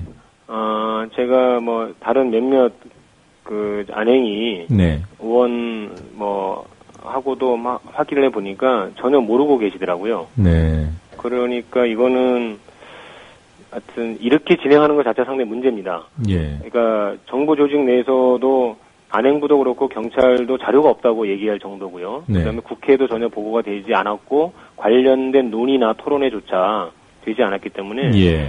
이것은 그러니까 과정 자체가 이렇게 되면 반드시 사고가 나기 마련이거든요. 네. 예, 상당히 걱정이 됩니다. 예. 지금 안행위원장이 어느 당에서 맡고 있죠? 새누리당이고 김태환 위원장이 지금 제 역할을 하고 있습니다. 예, 지금 안행위 소속 의원으로서 안행위 소집 요구하실 생각 없는지요? 안행위를 지금 현재 소집을 하게 되면요. 네. 경찰의 그 수사 은폐 문제, 네. 이런 것이 주되게 쟁점으로 떠오를 수밖에 없기 때문에, 예. 현재 그 민주당에서 상임위를 열자고 할 때 국토위라거나 이런 네. 몇몇 상임위는 지금 이제 오늘부터 열릴 예정인데 안행위는 전혀 그런 움직임이 없습니다. 그래요. 예. 네. 자, 한 가지 다른 문제 좀 여쭤보겠습니다. 조선일보의 최동욱 검찰총장 혼외 아들 보도 아까 말씀해 주셨는데요. 그 해당 기사에 보면 기자가 최 총장 내연녀로 지목된 임모 씨의 가족관계 기록부를 확인한 것으로 되어 있지 않습니까? 예, 거기에 또 그 아버지 이름 최동욱 총장 이름을 썼다고 그렇게 또 돼 있고요. 예, 예. 자, 이 가족관계 기록부와 관련해서 본인 이외에 누가 열람을 했는지 국회 차원에서 확인할 수 있는 방법은 없습니까? 그건 한번 좀 시도를 좀 해봐야 될 것 같습니다. 이 과정이 네. 알려지기로는 조선일보가 한 것으로 되어 있는데 예. 과연 조선일보가 단독으로 이 부분을 취재를 했는지 아니면은 그 아까 제 얘기처럼 국정원 아니면 이 정보를 줄 수가 없을 텐데 예. 이런 어떤 커넥션이 있는지 네. 그래서 이런 각종 그 개인 자료를 어떻게 입수했는지 이건 좀 확인이 되어야 될 것 같습니다. 예, 알겠습니다. 자, 통합진보당 의원이시니까 내라는 모사건 관련 질문도 좀 드려야 될 것 같아요.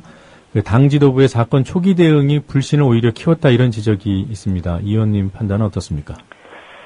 저희들로서는 참 여러 가지로 많이 곤혹스러운 점이 있고요. 예. 국민 여러분께 먼저 죄송하다는 말씀을 안 드릴 수는 없는데 네. 이 사건이 너무나 그 어마어마하고 당황되는 그 사안이었기 때문에 예. 그러니까 국민들께서 보시기에는 그 제대로 된 대응이 좀 안 됐다 이런 그 질타가 있을 수는 있다고 봅니다. 예. 근데 사실 이제 이석기 의원도 그렇고요, 그 이정희 대표님도 그렇고 다른 이제 의원단 최고 의원들도 다 이 처음에 어떤 녹취록을 얘기하는데 예. 녹취록은 저희가 한 번도 접해본 적이 없기 때문에 예. 이거 작성 주체가 누구냐, 어떻게 작성되느냐를 먼저 확인해야 된다. 예. 그렇지 않고서 막 여러 가지 이야기가 막 총을 준비해라, 시설 타격을 해라 이런 거는 이상하다. 예. 로 이제 봤던 거기 때문에 이걸 날조라고 얘기를 한 것이고요. 예. 실제로 녹취록이 나왔는데 그 여러 가지 어떤 왜곡된 부분이 워낙 많았기 때문에 네. 저희들로서는 이거는 분명히 정치적 의도가 다분히 있다 이렇게 이제 얘기를 한 거고요. 따라서 이 부분에 대해서 저희가 이렇게 말을 바꿨다거나 이런 거는 좀 사실과는 좀 다른 것이다라고 생각은 되고요. 다만 공당으로서의 정치적인 판단 이런 예. 부분에 관련해서는 저희가 지금 심사숙고하는 것이 필요하다고 생각을 합니다. 예, 알겠습니다. 이른 아침 인터뷰 길게 응해주셔서 고맙습니다. 예, 감사합니다. 네, 지금까지 통합진보당 이상규 의원이었습니다.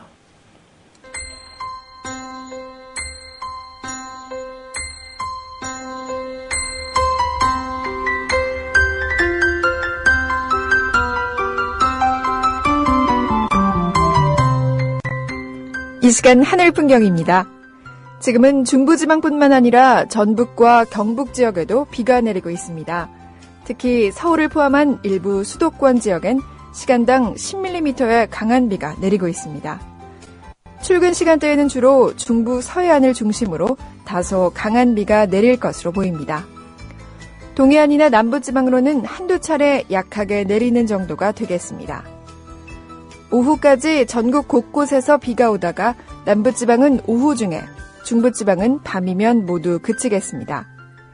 오늘 하루 동안 예상 강우량은 중부 서해안 지역은 최고 60mm, 서울을 비롯한 수도권과 충청도는 10에서 40mm, 그 밖의 지역은 5에서 최고 20mm의 비가 내릴 것으로 예상됩니다. 비가 오면서 오늘은 한층 더 서늘해지겠습니다. 현재 서울 19도, 대구 23도의 기온을 보이고 있고요. 낮 기온은 서울 24도, 대전과 청주는 25도 등 어제보다 2, 3도 낮은 기온을 보일 것으로 예상됩니다. 내일과 모레까지는 중부지방, 토요일에는 또 한 차례 전국에 비가 올 것으로 보입니다. 현재 서울 기온 19도입니다. 이 시간 하늘 풍경이었습니다.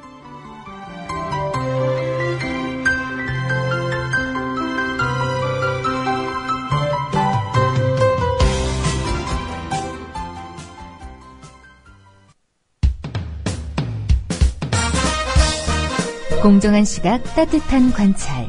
YTN 해직 기자 노종면의 뉴스바.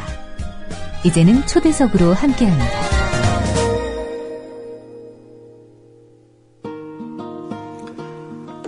네, 영화 제작과 상영은 헌법상 표현의 자유에 의해 보장된다. 영화 천안함 프로젝트의 상영을 막아달라는 해군 측의 요구에 대해 법원이 내놓은 답변이었습니다. 개봉을 막으려는 시도는 법원에 의해 막혔지만 개봉 직후에 또 문제가 생겼습니다. 이번에는 대형 극장 체인이 상영을 중단했습니다. 영화계 전반이 들썩이고 있습니다. 영화계가 집단으로 목소리를 내기는 스크린쿼터 투쟁 이후 처음이라고 하는군요. 영화 천안함 프로젝트를 만든 백승우 감독, 그리고 영화 또 하나의 가족을 제작하고 있는 윤기호 PD님 이 자리에 초대했습니다. 안녕하세요. 안녕하십니까. 네, 먼저 백승우 감독님께 여쭤보도록 하겠습니다. 자, 영화 5일에 개봉이 됐고요. 상영 중단 통보는 7일이었던가요? 8일이었던가요? 6일, 그러니까 금요일 밤에 네. 연락을 받았고, 그리고 이제 토요일부터 사실은 예매들이 꽤 있었던 걸로 제가 알고 있는데, 네. 뭐 환불 조치까지 해가면서 다 취소를 하시더라고요. 네. 자, 그러면 그 이틀 동안 상영이 되고 중단이 된 건데, 그 보시기에 어때요? 흥행 성적이 안 좋았던가요? 아니요, 오히려 그 개봉 날 뭐도 그렇고 그 다음 날도 그렇고 일단 다양성 영화를 저희가 1위를 했었고요. 예. 그때 저희가 한 30개관 정도에서 전국 30개관 정도에서 했었는데 2위가 이제 왕가희 감독님의 그 일대종사였는데 그게 한 120몇 개관 정도였었거든요. 네. 그러니까 저희가 꽤 잘하고 있었던 거죠. 네. 네, 그 지난 5일 개봉될 때 전체 상영관 수가 모두 몇 개였죠? 약 30개관 정도였었고 그 중에 그 메가박스가 한 24개관 정도로 열어줬었거든요. 예, 근데 그 24개가 다 닫혀버린 거군요. 그렇죠. 네. 그제였죠. 영화인들이 진상규명위원회 발족하면서 메가박스에 요구한 것이 그 메가박스가 주장하고 있는 이른바 보수단체의 항의, 그 실체를 밝히라는 것 아니었습니까?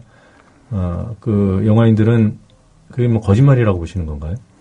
그러니까 제가 이제 금요일 날 이제 밤 늦게 연락을 받아서 이제 저희끼리 이제 회의를 하러 급하게 갔는데, 예. 그때 이제 뭐라고 그러면서 도대체 이유가 뭐냐라고 물어봤더니 뭐 몇몇 단체들이 위협을 해서 일반 관객들이 위험을 느꼈기 때문에 했다. 네. 근데 이제 우리가 이제 그냥 개인적으로 생각했을 때는, 그러니까 상식적으로 생각했을 때 위협을 줄 정도였었으면 물론 그렇게 처리한 건 잘했지만 그 얘기가 들어오는 상영관만 내린 게 아니라 전국에 있는 모든 걸 다 한꺼번에 내린 거거든요. 일단 예. 그게 이상하고, 두 번째는 그 정도 위협을 했으면 그거는 어떤 뭐 보수 집단 같은 게 아니라 테러리스트들인데, 예. 그럼 우리한테 통보할 게 아니라 경찰에 신고를 해야 되는데 그러지 않았다라는 거는 그건 핑계일 수밖에 없다. 예. 저희는 그렇게 판단을 한 거죠. 그러면 뭐 다른 배우가 있다고 보시는 건가요?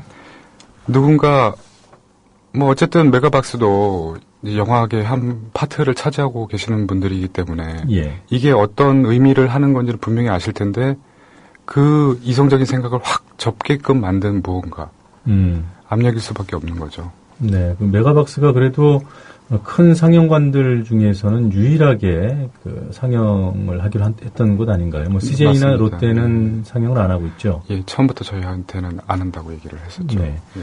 그럼 메가박스랑 그 상영 계약 같은 걸 맺는 겁니까? 어떻게 되는 겁니까? 보통은 이제 관례상 구두로 하는 걸로 알고 있어요. 계약서를 쓰신 건 없어요? 네네. 그러면 상영 중단했다는 이를테면 손해배상 청구 같은 거 못 하는 겁니까? 저희가 이제 법률적 자문을 구해봤는데 구두 계약도 계약이기 때문에 예. 가능하다고 하더라고요. 네, 뭐 그러실 생각도 있는 건가요? 일단은 저희 생각은 뭐 극단적으로 이렇게 왜냐하면 이제 극장도 우리 영화의 일부분이기 때문에 예. 일단은 극단적으로 뭐 우리 안 하면 뭐 하겠다 뭐 안 하겠다 이거보다는 일단은 좀 기다리고 있는 중이거든요. 지금은 네. 그쪽에서 상황 파악을 이제 좀 제대로 하고 네. 어떤 일을 하셨는지를 이제 알고 우리에게 이제 그 다음에 이제 응답이 와야 할 차례니까 네. 일단 좀 기다려보고 그 이후에 다시 말씀을 드려야 될 것 같습니다. 자, 사실 지난 몇 년 동안 우리 언론이 제 역할을 못하다 보니까 극영화 제작하시던 영화인들까지 사회성 짙은 영화를 제작하면서 사실상 언론의 역할을 해오지 않았습니까? 이제 영화계에도 보이지 않는 손이 뻗치고 있는 게 아닌지 우려하지 않을 수가 없습니다. 그제 있었던 영화인들의 긴급 기자회견, 거기서 나온 얘기들 잠시 들어보고 진행을 하도록 하죠. 이준익 감독과 정재영 감독의 목소리 들어보겠습니다. 대한민국의 영화 감독들 전체가 이 사건을 통해서 마음속에 아마 이런 생각을 가질 수 있을 것 같아요. 앞으로 영화를 기획한다거나 영화를 찍을 때 눈치를 봐야겠구나. 특정한 단체나 어떠한 이슈에 대해서 우리가 아주 조심스럽게 조마조마하면서 표현의 자유를 스스로 검열하면서 영화를 찍어야겠구나. 그런 경종을 울리는 사건이구나. 과연 문화영성 시대에 대한민국의 영화 감독을 비롯한 창작자들이 자기 검열에 심한 어떤 심리적인 압박을 받는다는 것은 결국에는 대한민국의 문화 콘텐츠 산업의 가장 큰 저해 요소가 되는 표현의 자유의 억압으로 기록될 것입니다. 참 답답합니다. 메가스는 바로 재상영을 결정해야 되고 어떤 단체가 압력을 가했는지 밝혀야 되고 이 일이 대한민국의 수치로 지속되게 보도되지 않도록 하루빨리 수습을 잘 했으면 좋겠습니다. 네, 스튜디오에 함께 자리하고 계신 윤기호 PD께도 여쭤보도록 하겠습니다. 지금 제작하고 계신 영화 제목이 또 하나의 가족이죠? 네. 예, 지금 천안함 프로젝트 얘기하는데 왜 이 자리에 모셨을까 궁금해하시는 분들이 많을 텐데요. 어떤 영화인지 간단히 소개 부탁드립니다. 저희 반도체라고 하면 모든 전자제품 들어가잖아요. 예. 첨단 산업이고 그래서 이제 모두 다 알고 계실 건데 저희는 그 반도체를 만드는 노동자에 관련된 영화입니다. 네. 다들 워낙 첨단 산업이라서 깨끗할 거라고 생각하고 계시지만 실제로 그 사건을 통해서 80명에 가까운 분이 돌아가셨고 예. 200명이 넘는 피해자분이 생기셨어요. 예. 이른바 삼성백혈병이라고 일컬어지는 그 병에 대한 관련된 피해자에 대한 영화이고요. 네. 실제로 삼성전자에 다니다가 그 돌아가신 고 황유미님 그리고 황유미님의 그 딸의 죽음에 대한 이유를 밝히기 위해서 6년 동안 움직이셨던 고군분투했던 황상기 아버님의 실화를 바탕으로 만들어진 영화입니다. 네, 실화를 바탕으로 한 영화다. 네. 그 제작이 끝난 상태인가요? 촬영은 끝났고요. 네. 지난 3월 달에 촬영에 들어와서 5월 중순에 촬영을 끝내고 그 후에 지금 후반 작업이라고 해서 편집, 음악, 믹싱 작업을 이제 거의 마무리 짓고 있는 단계에 와 있습니다. 예. 자, 이 영화는 조금 전에 실화를 바탕으로 한 영화다 말씀하셨는데 다큐입니까? 아니면 극영화입니까?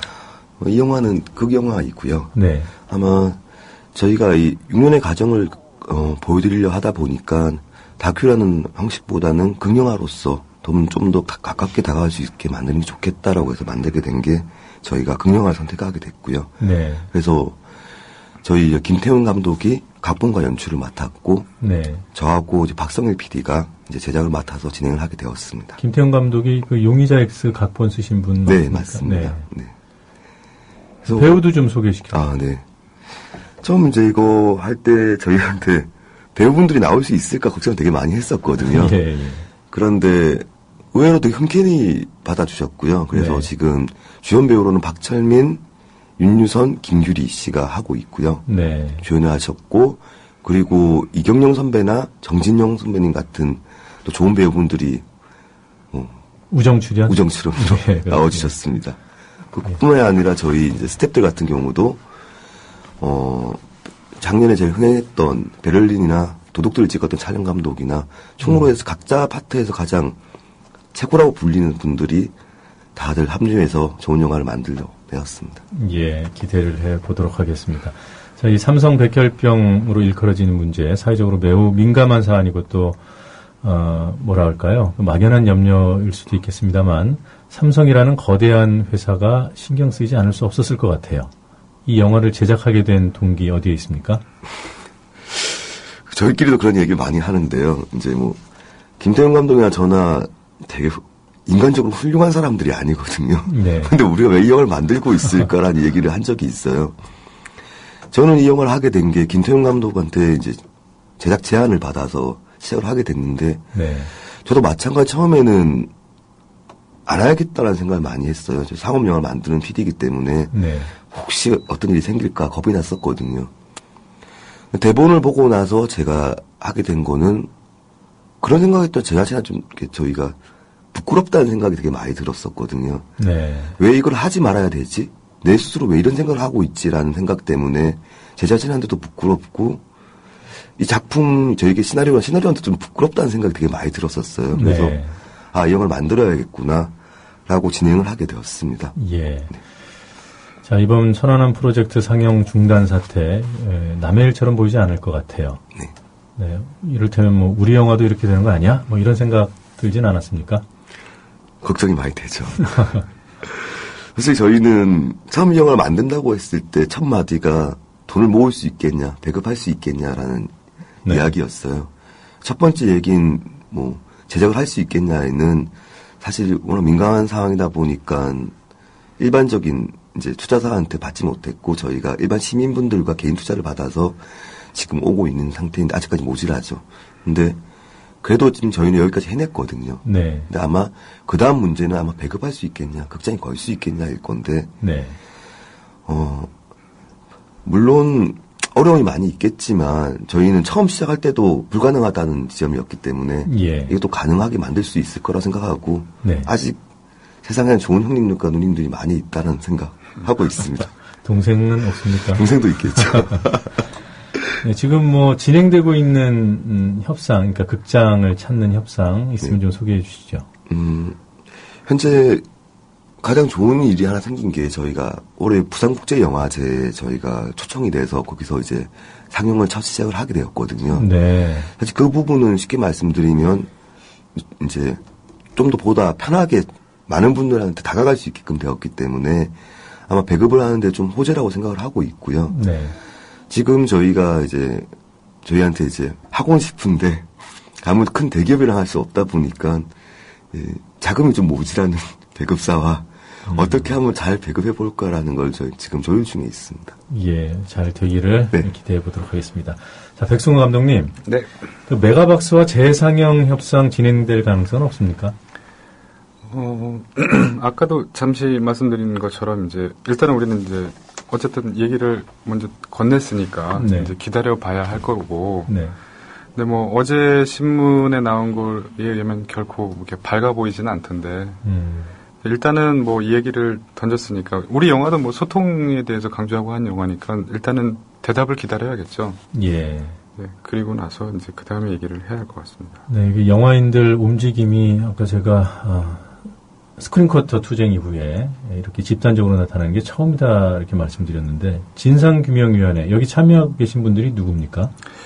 일단 이제 위원장으로 정인청 감독님하고 변주 감독님이 아마 힘쓰실 것 같고, 네. 그다음에 이제 뭐 PD협회에서 한 분, 제작자협회에서 한 분, 독립영화협회에서 한 분으로 해서 이제 실질적으로 움직일 수 있는 분들을 구성해서 이제 아마 왔다 갔다 하실 것 같아요. 아직 위원회의 구성이 끝난 건 아니군요. 아, 이게 제가 정확하게 모르는 것 중에 하나가 뭐냐면, 사실은 이 문제가 네. 천안함 프로젝트라는 영화를 살리기 위해서라기보다는 근본적으로 영화의 표현의 자유를 침해받았기 때문에 모든 분들이 지금 이렇게 분노를 하고 계시는 건데, 네. 제가 그 안에 자꾸 껴서 얼굴을 내밀면 마치 천안함 프로젝트를 살리기 위한 것처럼 보일 수 있을 것 같아서 저 스스로가 잘 안 물어보고 그 안에 잘 안 끼려고 하거든요. 예. 그래서 그런 의미로 지난 해군 측의 가처분, 상영금지 가처분 신청에 대한 법원 결정문의 일부를 읽어드리면, 영화 제작과 상영은 헌법상 표현의 자유에 의해 보장된다. 요지가 이거 아닙니까? 맞습니다. 그러니까 이것을 지키기 위해서 영화인들이 움직이고 있다. 이렇게 이해하면 되는 거죠. 그러니까 뭐 간단하게 얘기하면 영화인들뿐만의 문제가 아니라 사실은 뭐 소설계도 마찬가지인 거고, 네. TV 드라마 쪽도 마찬가지고, 뭐 어쨌든 소재가 한정을 시킨다는 지금 압박인 거잖아요. 네. 뭐 간단한 사랑 영화를 하더라도 뭐 주인공 배경으로서 정치가 깔릴 수도 있는 거고, 그래서 더 사랑 얘기가 극적으로 더 들어갈 수도 있는 부분인데, 이런 걸 너네가 알아서 뭐 사전 검열 알아서 해라라는 네. 의미로 받아들일 수 있는 거기 때문에 굉장히 문제가 심각해져 버린 거죠. 예. 뭐 이름만 대면 많은 분들이 알만한 그 유명한 영화인들, 감독님들이 같이 동참을 하고 있는 것으로 알고 있습니다. 그 메가박스 같은 그 극장, 영화인들이 아예 보이콧하는 방법은 없어요? 아직 극단적인 거에 대해서는 아직 얘기할 단계는 아닌 것 같아요. 예, 일단 좀 얘기를 들어보고. 네. 사실은, 아직 제가 정지현 감독님한테도 얘기한 적도 없곤 하지만 사실 저는 개인적으로 굉장히 좀 삐져 있어요. 예, 삐져 있어서, 굳이 이렇게 그 거대 영화사들 굳이 가야 되나? 저는 개인적으로 그냥 우리 독립영화관만으로도 충분히 되지 않을까라는 생각을 했는데, 며칠 전에, 예. 그 관객과의 이제 대화를 하는데 어느 분이 손을 번쩍 들더니, 이 영화가 너무 보고 싶어서 제주도에서 날라갔다, 아침에. 네. 이 영화 끝나고 제주도 내려간다. 네. 영화 만들어줘서 고맙다. 그리고 마지막 질문이, 제주도에서 언제 상영합니까? 예. 근데, 이게 이제 이 영화가 제 개인의 영화가 아닌 게 되어버려서, 제 개인적으로 삐지든 말든 이게 문제가 아니라, 각 지역에 있는 많은 이 영화를 보고 싶어 하는 사람들한테 보여줘야 되는 어떤 의무와 책임이 굉장히 강하게 저한테 들어와 버린 거죠. 예. 그래서, 메가박스가 됐든 그 외에 여타의 다른 어떤 거대 체인들이 빨리 이 상황들을 파악을 하고 관객들은 지금 이런 생각을 갖고 있다는 걸 빨리 파악을 해서 저는 많은 분들이 빨리 봐야 되는 영화라고 이제 그런 생각이 드는 거죠. 예. 네.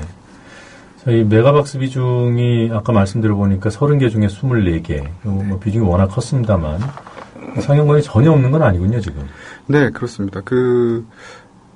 지금 현재 오늘 7개관, 전국 7개관에서 하는데, 이제 주로 독립영화관, 예술영화관 위주로 돼 있고, 이제 내일부터 이제 그 각 지역에 있는, 예를 들면 대구 동성아토리라든지, 예. 서울에서도 신의 손재라든지, 이런 곳들이 조금씩 더 늘려는 가고 있어요. 늘려는 예. 가고 있는데 아직 턱없이 부족하긴 하죠. 저는 인천에 사는데, 인천에는 상영관이 없습니까? 주안에 있습니다. 아, 그래요? 네. 네. 자, 윤기원 PD님. 이번 일, 영화계나, 아까 말씀하신 대로, 우리 사회 전반에 걸쳐서 매우 안 좋은 일이잖아요. 그러나 또 한편에서 잠재적인 관객들에게 이런 사회성이 짙은 영화에 대한 관심을 갖게 만드는 그런 계기가 될 수도 있을 것 같아요. 어떻게 보십니까? 말씀하신 것처럼, 사실 브로지나살이라는 영화가 나오면서 시작된 게 관객들이 그런 요구가 있고 니드가 있다는 거잖아요. 저희 창작자들은 사실 그거를 받아서 영화를 제작하고 있기 때문에 충분히 가능할 것 같고, 실제로 지금 천안함 상영불가 판정 이후로 오히려 영화를 보고 싶어 한다는 분들이 더 많아졌다는 설문조사가 있더라고요. 네. 아마 그런 어떤 이유로 가지고 뭔가를 막는다고 해서 그게 막아지는 어떤 게 아니라는 생각이 들고요. 오히려 전 설문조사에서 봤던 그 인터뷰 대답 중에 하나가 되게 맞다고 생각하는 부분이 있는데, 네. 거기에 대한 판단은 관객들이 하는 것이다. 이 작품이 어떻고 보거나 선택할 권리는 그 관객들한테 있는데 이거를 다른 분들이 그 판단을 먼저 하시고 제약하신다는 거는 그들이 할 행동이 아니다라는 생각이 들더라고요. 네. 마찬가지로 이런 부분을 가지고 저희 또 하나의 가족의 영화도 아마 저희가 열심히 만든 영화를 관객들한테 소통할 수 있게끔 보여주는 거를 노력하려고 하고 있습니다. 예. 네. 자, 이른 시간에 스튜디오까지 나와주셔서 고맙습니다. 앞으로도 좋은 영화 기대해 보도록 하겠습니다. 고맙습니다. 네, 감사합니다. 감사합니다.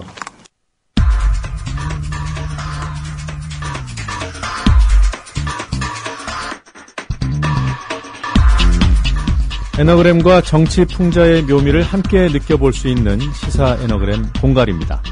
문장을 구성하는 음절들을 재배열해서 전혀 다른 의미의 문장을 만들어내는 에너그램. 오늘은 민주당 최고위원인 조경태 의원의 발언을 에너그램 상자에 집어넣어 보겠습니다. 연일 튀는 발언으로 민주당 내 갈등의 중심에 서 있는 조경태 의원이 지난 9일에는 이석기 의원 체포동의안에 반대표를 던진 의원들에게 커밍아웃을 요구했습니다. 민주당 최고위원회의에서 나온 조경태 의원의 말을 들어보겠습니다. 이석기를 옹호할 의도로 체포동의안에 반대표를 던진 여야 의원들은 다시 한 번 더 강조합니다마는 빨리 커밍아웃하고 이석기를 옹호할 의도로 체포동의안에 반대표를 던진 여야 의원들은 다시 한번 강조합니다만 빨리 커밍아웃하라. 무기명 비밀투표의 내용을 밝히라고 했으니까 시끄럽지 않을 수가 없습니다. 민주당 안팎에서 반헌법적이다, 메카시적이다 이런 비난들이 쏟아졌습니다. 비난들 중에는 이런 것도 있었습니다. 새누리당의 종북몰이 정치공세에 부화내동하는 해당 행위다.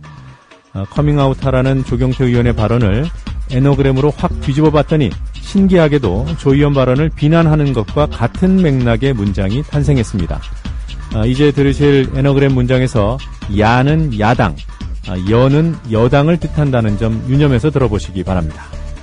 빨강 번진다고 석기 체포안 옹호하던 야 의원은 열을 할 의도로 커밍아웃이니 합리들만 반동시대에 조의를 표한다. 빨강 번진다고 석기 체포안 옹호하던 야 의원은 열을 할 의도로 커밍아웃이니 합리들만 반동시대에 조의를 표한다. 이해하기 쉽게 풀어보겠습니다. 빨강 번진다, 색깔론이 번진다는 뜻이죠. 야당 의원은 여당을 할 의도로 커밍아웃이다. 그리고 합리적인 사람들만 반동의 시대에 조의를 표한다. 자, 원래 발언과 에너그램으로 탄생한 문장 이어서 들어보겠습니다. 이석기를 옹호할 의도로 체포동의안에 반대표를 던진 여야 의원들은 다시 한 번 더 강조합니다마는 빨리 커밍아웃하고 빨강 번진다고 석기 체포안 옹호하던 야 의원은 열을 할 의도로 커밍아웃이니 합리들만 반동시대에 조의를 표한다. 시사 에너그램 공갈이었습니다.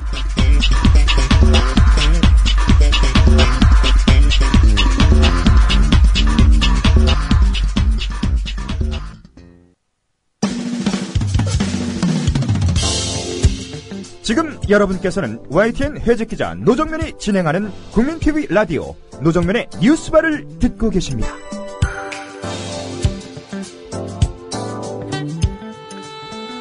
뉴스바는 진짜 특종을 소개하는 특종의 진수, 그리고 가짜뉴스 오보를 소개하는 오보의 역사를 매주 한 차례씩 방송합니다. 오늘은 오보의 역사 두 번째 순서입니다. 특종과 오보, 전혀 다른 개념이고 사회에 미치는 영향도 정반대지만 보도조직의 건강성과 기자의 소양, 기본 중에 기본이라 할 수 있는 이 요소들이 특종과 오보를 가릅니다. 오늘은 낙하산 사장의 전횡, 시용기자 채용과 인사보복 등으로 보도조직이 망가졌다고 평가받는 MBC의 오보 사례들을 전해드리도록 하겠습니다. 오보의 역사 기자협회보 장우선 기자 나와 계십니다. 안녕하세요. 안녕하세요. 자, 장 기자께서 정리해서 미리 보내주셨던 MBC의 오보 사례들을 보고 이런 생각이 들었습니다. 야, 참 많다. 그리고 어떻게 이런 오보가 가능할까? 이런 생각이 들었는데 하나씩 살펴보도록 하죠. 지난 대선 전국 때 나왔던 보도인데 MBC가 대대적으로 보도했던 안철수 후보의 박사 논문 표절 보도. 좀 기억을 좀 되살려 주시겠습니까? 예, 작년 9월, 그러니까 대선을 앞두고였습니다. MBC 뉴스데스크가 안철수 당시 후보가 1991년도에 서울대학교 대학원에서 의학박사 학위 논문을 작성하면서 같은 과 후배 교수의 의학박사 학위 논문을 베꼈다는 의혹을 제기했었습니다. 네. 하지만 그 후에 서울대 연구진실성위원회가 안 후보의 논문 표절 의혹을 예비조사했는데 표절 가능성이 전혀 없다고 밝혔습니다. 그래서 본조사에도 넘어가지 않았죠. MBC는 또 이에 앞서서도 선거방송심의위원회에서 이 보도로 경고 조치를 받고 또 이에 불복해서 재심을 신청해 놓은 상태였습니다. 그 와중에 서울대 연구진실성위원회의 판정이 나온 것입니다. 네. 서울대 자체 조사 결과 표절이 아니다 이렇게 판단했다는 거 아닙니까? 네네. 그럼 MBC가 정정 보도를 했는지요? 정정 보도는 하지 않았습니다. 근데 서울대 위원회 조사 결과는 조사 발표가 났던 당일 뉴스데스크 4번째 리포트로 내보냈는데요. 네. 하지만 이 리포트에는 MBC가 관련 보도를 했었다는 내용은 빠져 있습니다. 아, 그래요? 그러니까 새누리당 의원이 국정조사에서 서울대 표절 조사를 요구해서 서울대가 조사에 착수했었다고 그렇게 배경을 부연했을 뿐입니다. 아니, 자신들이 보도한 내용이 있는데 그것이 틀렸다라는 결과를 보도하면서 자신들이 보도한 내용을 언급을 안 했다는 말씀이에요? 예. 제가 확인한 바로는 리포트에는 MBC가 이런 보도를 했었다는 내용은 빠져 있었습니다. 네. 자, 지난 6월에 나왔던 기사군요. NLL이 전국을 뜨겁게 달궜을 때 그때도 MBC가 오보를 했다고요? 예, 이 부분은 저도 보다 보면은 앵커가 뭔가 착오가 있었던 게 아닌가 그렇게 볼 수도 있는 측면이 있는데요. 이날은 국가정보원이 남북 정상회담 대화록을 전격적으로 공개했던 날입니다. 큰 파문이 일었죠. 네. 그래서 모든 뉴스의 탑이 이 문제로 다 장식이 됐었는데요. 당시 MBC 뉴스의 도입부 앵커 멘트에서 네. 지난 대선 때 논란이 됐던 노무현 대통령의 NLL 포기 발언이 대화록에 있는 것으로 확인했습니다. 이런 앵커 멘트가 나왔습니다. 그러니까 대화록 내용을 해석할 수 있다. 그러니까 포기한 것을 해석할 수 이런 게 아니라 그렇죠. 단정적으로 그런 발언이 있다 이렇게 보도했다는 말입니까? 그 부분은 지금 MBC 홈페이지에도 동영상으로 떠 있는데요. 예. 들어가서 다시 보기를 한번 보시면은 앵커가 상당히 단정적으로 말하는 그런 멘트를 들으실 수가 있습니다. 이게 그때 MBC만 그랬습니까? 아니면 다른 언론도 그랬습니까? 다른 언론들은 NLL 포기 발언이 있었다고 단정적으로 언급하지는 않았습니다. 네. 단적인 예로 다음날 조선일보 조간 일면 머릿기사를 보면요. 남북 정상 대화록 공개, 여야 반응 극과 극 이런 내용으로 나왔습니다. 예. 당시 기억나시는 분들도 계시겠습니다만은 NLL을 포기하겠다는 명시적인 발언은 없는 거로 나와 있었죠. 예. 다만 일부 주장에 따라서는 이것이 포기한 것으로 볼 수 있다. 이런 주장들이 나왔던 것인데요. 앵커 멘트만 들어서는 대화록에 진짜 NLL을 포기하겠다는 발언이 있는 것으로 오인할 수 있게끔 하는 그런 요소들이 있었습니다. 그런 발언이 있었으면 하는 기대가 너무 컸던 것일까요? 네네. 좀 또 웃긴 것은, 재미있는 것은 정작 리포트 안에는 포기 발언이 있었다는 내용이 없습니다. 예. 앵커 멘트에서만 나온 건데요. 네. 그래서 저도 좀 생각해 보면은 착오가 있었던 게 아닌가 이렇게 믿고 싶은 그런 경우도 되는 것 같습니다. 예, 그런 착오를 했는지는 모르겠습니다만 앵커가 누구였습니까? 앵커는 아침 뉴스였기 때문에 좀 젊은 기자였습니다. 네, 알겠습니다. 자, NLL 오보 말고도 5월과 6월에 보면 오보가 유독 많았던 것 같아요. 네. 좀 하나하나 소개해 주실까요? 예, 상당히 많은데요. 그럼 먼저 5월에 있었던 이른바 가짜 싸이 보도. 이부터 좀 보죠. 네네. 싸이는 지금 전지구적인 스타기 때문에 모든 것이 이제 뉴스가 되는 분이죠.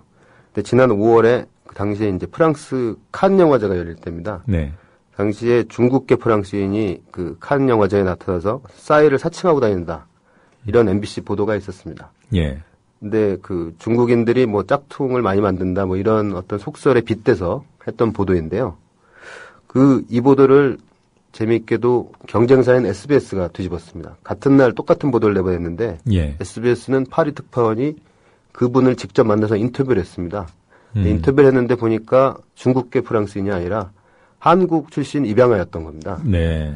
그래서 이 부분은 오보라는 것이 그대로 드러났죠. 네. 또 뒷얘기로는 잘못된 외신 보도를 MBC가 보고 그대로 기사화했다가 오보를 낸 것으로 그렇게 알려져 있습니다. 그 대구 여대생 살인 사건 관련해서도 오보가 있었더군요. 네네. 그 6월 달에 벌어진 일인데요. 네. 당시 살인범이 아닌 사람을 살인범으로 보도한 그런 사례입니다. 그 뉴스데스크는 범인의 모습이 담긴 CCTV 영상을 입수했다고 특종 보도라고 이제 타이틀을 걸고 내보냈는데요. 예. 근데 나중에 확인한 결과 이분은 살인범이 아니라 사건과 무관한 택시기사인 걸로 이제 그렇게 밝혀졌습니다. 정정했나요? 그래서 이 부분은 방통심의에서도 법정 제재인 주의를 받았고요. 예. 당시 심의회의에서 여당 추천이었던 심의위원조차도 MBC가 오보를 특종한 셈이다 이렇게 평하기도 했습니다. 오보를 특종했다. 네. 또 다른 기사들 어떤 오보가 있었습니까? 사실 파장으로 따지면은 문재인 의원 관련된 그 오보가 조금 컸는데요. 예. 문재인 의원이 변호사를 겸직하고 있다는 보도가 지난 6월에 있었습니다. 예. 이 보도는 그 국회의원 너도 나도 투잡이라는 그 타이틀로 해서 그 국회의원들이 의원직 이외에도 별도의 직업을 갖고 그 활동하고 있다. 그런 부분들을 고발 좀 비판하는 내용의 리포트였는데요. 이 보도 과정에서 문재인 의원이 변호사를 겸직하면서 급여를 받고 있다. 이렇게 보도를 한 겁니다. 예. 근데 바로 다음 날 문재인 의원이 반박 보도자를 냈죠. 자신은 변호사직을 휴업하고 있다. 네. 휴업 신청서도 냈다. 뭐 이런 부분들을 밝히자 MBC는 이제 곧바로 정정 보도를 냈습니다.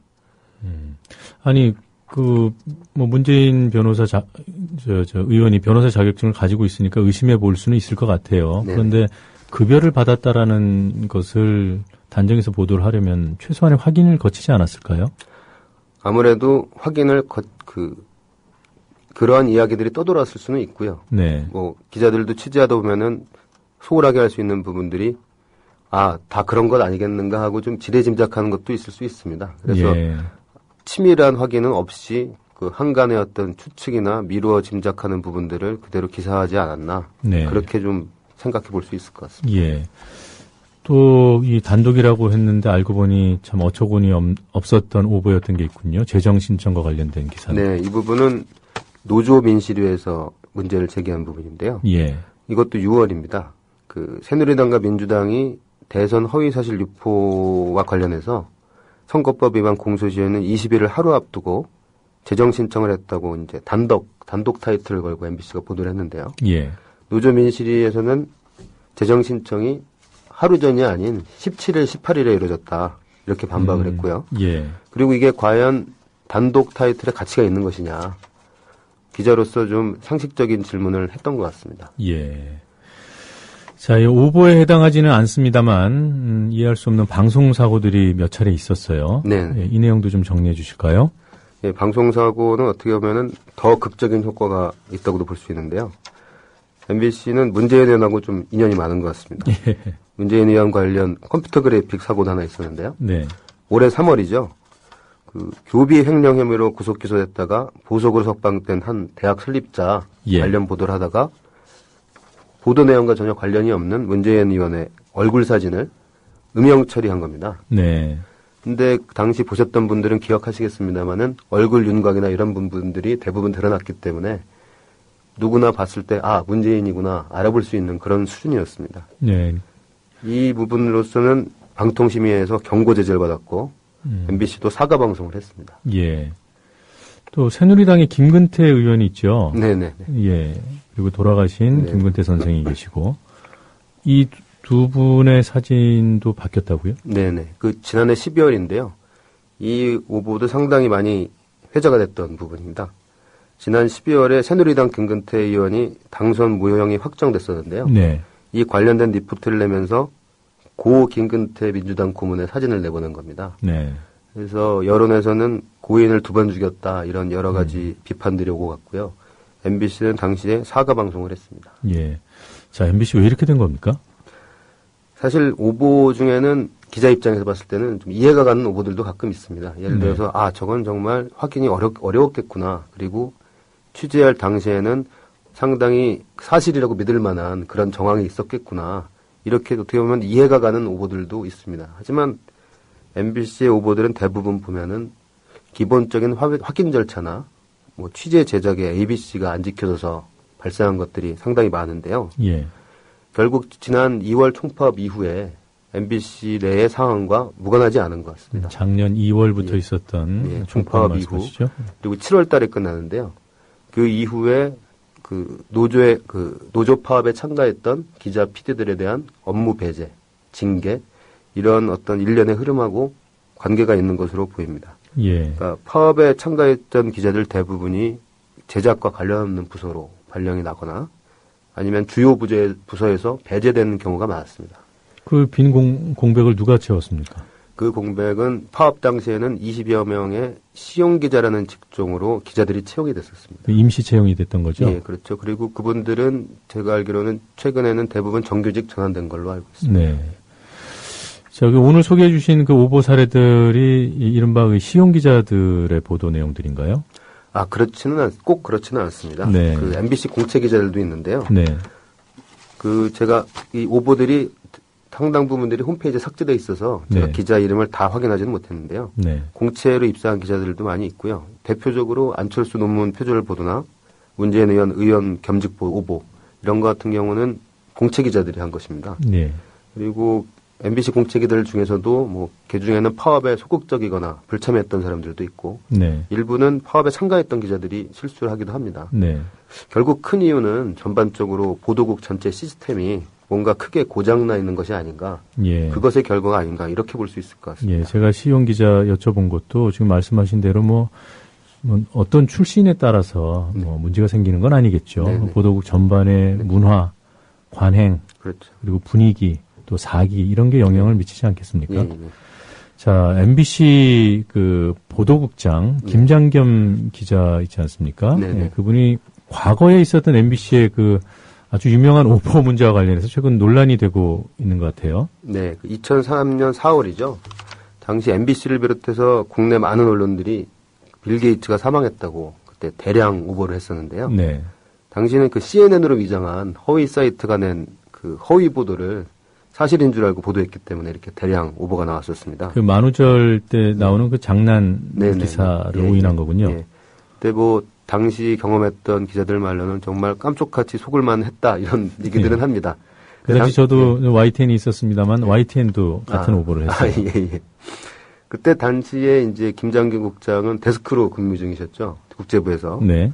그리고 이 일로 그 해당 기사를 썼던 기자는 인사유예부됐고 그 김장겸 국장은 당시에 구두 경고를 받은 걸로 그렇게 돼 있습니다. 그 해당 기사의 데스크를 본 분인가요? 예, 그렇죠. 네. 그리고 당시 국제부장이던 현재 신경민 민주당 의원이 본인 명의의 사과문을 발표하기도 했었습니다. 당시에. 신경민 그 당시 부장이 승인을 국제부장. 한 건가요? 아니면은? 아무래도 언론사 절차상 승인은 했겠죠. 아무래도 부장의 사인이 떨어져야 이제 기사가 출고가 되니까. 차장도 승인 그렇죠. 권한이 있을 수 있습니다. 예, 그렇죠. 그래서 근데 김 국장께서 지금 국민TV 라디오 진행자께 이제 거액의 명예훼손을 제기했는데요. 왜 그렇습니까? 그러니까 이 오보가 김장겸 국장의 작품이다라고 밝힌 게 이제 사실과 다르다는 겁니다. 그러니까 그 해당 기사를 작성한 사람이 있고 그 기사를 데스크 본다는 건 이제 맞는 곳이 있는지 없는지 확인하고 기사를 일부 수정할 수 있고 사실상 기사 작성 공동 작성자잖아요. 예, 그렇죠. 근데 그 오보의 담당자다, 작품이다 이런 표현이 틀렸다는 겁니까? 아무래도 기사가 문제가 생겼을 때는 바이라인이 들어가 있는 기자에게 가장 큰 책임이 간다고도 볼 수 있습니다. 하지만 언론사 체계상 데스크가 과연 책임을 면제받을 수 있는가? 오히려 내부적인 질서로 봤을 때는 데스크의 책임이 오히려 크다고도 볼 수 있지 않은가? 예. 그렇게 볼 수 있을 것 같습니다. 그 MBC 김장겸 국장이 이런 일도 있었어요. MBC를 출입하는 미디어오늘 기자였죠. 그 기자가 보도국장실에 찾아갔는데 약속 없이 찾아왔다고 끌어내지 않았습니까? 직원을 불러서. 예. 그분이 맞죠? 예. 김장겸 국장이 올해 5월부터 보도국장을 시작을 했는데요. 네. 그 이전엔 정치부장이었습니다. 네. 5월 달이었으니까 미디어오늘 기자가 찾아간 게 6월로 알고 있는데요. 예.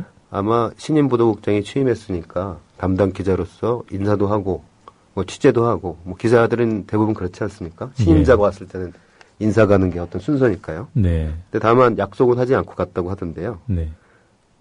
그 보도국장실을 방문했을 때 일단 그 김정인 보도국장이 만남을 거부하면서 직원을 불러서 미디어온 기자를 데리고 나가게 했다는 그런 사건입니다. 네, 끌어내기보다는 데리고 갔다. 네. 네. 예. 결국 MBC가 이 기자를 그 현주 검조물 침입과 업무 방향으로 고발하기에 경찰에 고발하기에 이르렀는데요. 네. 그래서 해당 기자도 지금 경찰에서 몇 번 조사를 받았다고 합니다. 그래요.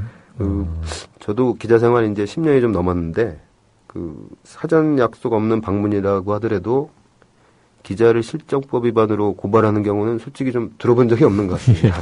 상당히 좀 특이한 케이스인데요. 그러니까 고소를 한 주체는 뭐 김국장이 아니고 MBC인 거죠. MBC라고 되는 것 같습니다. 그리고 네, MBC가 보도보다는 고소에 더 특별한 능력을 발휘하는 게 아닌가 오해하시는 분들도 있겠습니다. MBC 이 공영방송이고 굉장히 중요한 매체 아니겠습니까? 빨리 좀 더 사랑받는 그런 보도 조직으로 발전했으면 좋겠습니다. 자, 오늘은 여기까지 듣도록 하겠습니다. 다음 주는 저희가 추석 연휴라서 특집 방송 때문에 쉬게 되고요. 그 다음 주 25일에 오보의 역사 다시 뵙도록 하겠습니다. 장 기자 잘 들었습니다. 감사합니다. 고맙습니다. 오늘 노래 한 가지 좀 하나 소개를 해드리겠습니다. 지금 언론의 오보, 그러니까 진실의 문제에 대해서 저희가 쭉 얘기를 했는데요. 여행 스케치의 진실에 관하여 듣겠습니다.